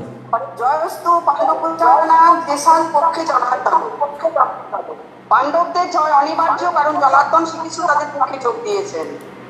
ভগবান যে পক্ষে থাকেন, সৌভাগ্য লক্ষ্মীও সেই পক্ষেই থাকেন। হরে কৃষ্ণ। একটা বললাম প্রভু, আরো বলবো? আমি বলেছি না, শুনুন আমি কি বলেছি, আমি যেটা বলছি শুনুন ভালো করে, যে আপনি 14 থেকে 20 পর্যন্ত যে সংকেতগুলো পেয়েছেন সেটাই শুধু সংক্ষিপ্ত, একটি শব্দে বা 2টি শব্দে এরকম বলবেন যে এই সংকেতগুলো পাওয়া গিয়েছে। একটা বললাম প্রভু, জয়স্তু পাণ্ডুপুত্রানাং দেশাং পক্ষে জনার্দন। দিব্য শঙ্খধ্বনি ঘোষণা করলো যে কৌরবদের না মাতাজি এরকম নয়। হরে কৃষ্ণ, এরকম নয়। হনুমান অঙ্কিত ধ্বজা, অর্জুনের রথে হনুমান অঙ্কিত। হ্যাঁ এইরকম বলছি আমি। অর্জুনের রথে হনুমান চিহ্নিত পতাকা। হ্যাঁ, সে তস্যযুক্ত এক দিব্য রথে স্থিত ছিলেন অর্জুনের শ্রীকৃষ্ণ। সে তস্যযুক্ত, এটা ওকে। আর কি লিখেছেন, কয়টা লিখেছেন সেই কটাই বলুন। দিব্য শঙ্খধ্বনি ওকে ঘোষণা করলো, অর্জুনের রথে হনুমান অঙ্কিত ধ্বজা, সে তস্যযুক্ত দিব্য রথে স্থিত ছিলেন অর্জুন কৃষ্ণ। আর জয়স্তু পাণ্ডুপুত্রানাং দেশাং পক্ষে জনার্দন। হরে কৃষ্ণ। কৃষ্ণানন্দ প্রভু, ধীমান প্রভু মোবাইল সাইলেন্ট রাখুন। হরে কৃষ্ণ প্রভু। যেখানে রামচন্দ্র হনুমানের রামচন্দ্র আছেন সেখানে জয় নিশ্চিত, এটা লিখলাম। আর ঋষিকেশ যেখানে আছেন, মানে ভগবান শ্রীকৃষ্ণ যেখানে আছেন সেখানে জয় নিশ্চিত। যেহেতু ঈশ্বর তিনি আছেন, সেই জন্য জয় নিশ্চিত। আর মাধব লক্ষ্মীপতি ইত্যাদি আছেন, আর হচ্ছে বিপ্লব এটা লিখেছি, আর হচ্ছে ওকে, ঠিক আছে। এরপর মদন মোহন গ্রুপ থেকে, সাইলেন্ট করুন মোবাইল, মদন মোহন গ্রুপ থেকে, মদন মোহন গ্রুপ থেকে। আর কিছু বলছি? হ্যাঁ বলুন। হচ্ছে কৃষ্ণের স্বয়ং উপস্থিতি, 2 হচ্ছে লক্ষ্মী দেবীর উপস্থিতি, 3 হচ্ছে অগ্নিদেব প্রদত্ত রথ, 4 হচ্ছে রথের ধ্বজায় শিবমায়ের উপস্থিতি, এছাড়া যুদ্ধক্ষেত্রে কুরুক্ষেত্রে পবিত্র স্থান, দিব্য শঙ্খ এবং পৌরবদের কীর্তন। ওকে, এরপর আরেকজন বলুন, মদন মোহন গ্রুপে আরেকজন বলুন।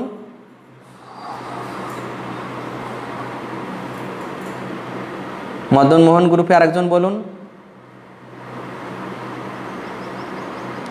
ওকে, আর কেউ লেখেনি মনে হচ্ছে। ঠিক আছে, মাধব গ্রুপে, এরপর মাধব গ্রুপে 2 জন বলুন। বলবো? অপর্ণা চক্রবর্তী মাতাজি, অপর্ণা মাতাজি বলুন। বলবো? হ্যাঁ, প্রথমে অপর্ণা মাতাজি, তারপর শম্পা মাতাজি।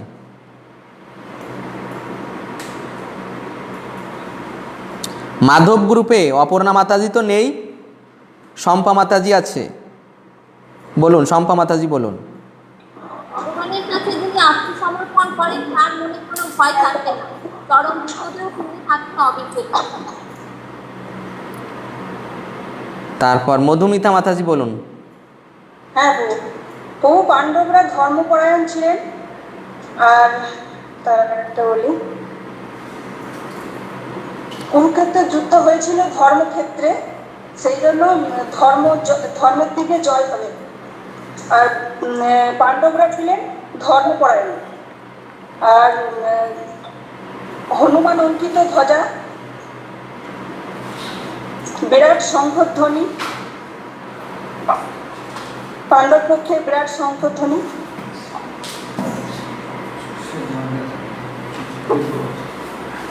ওকে, এর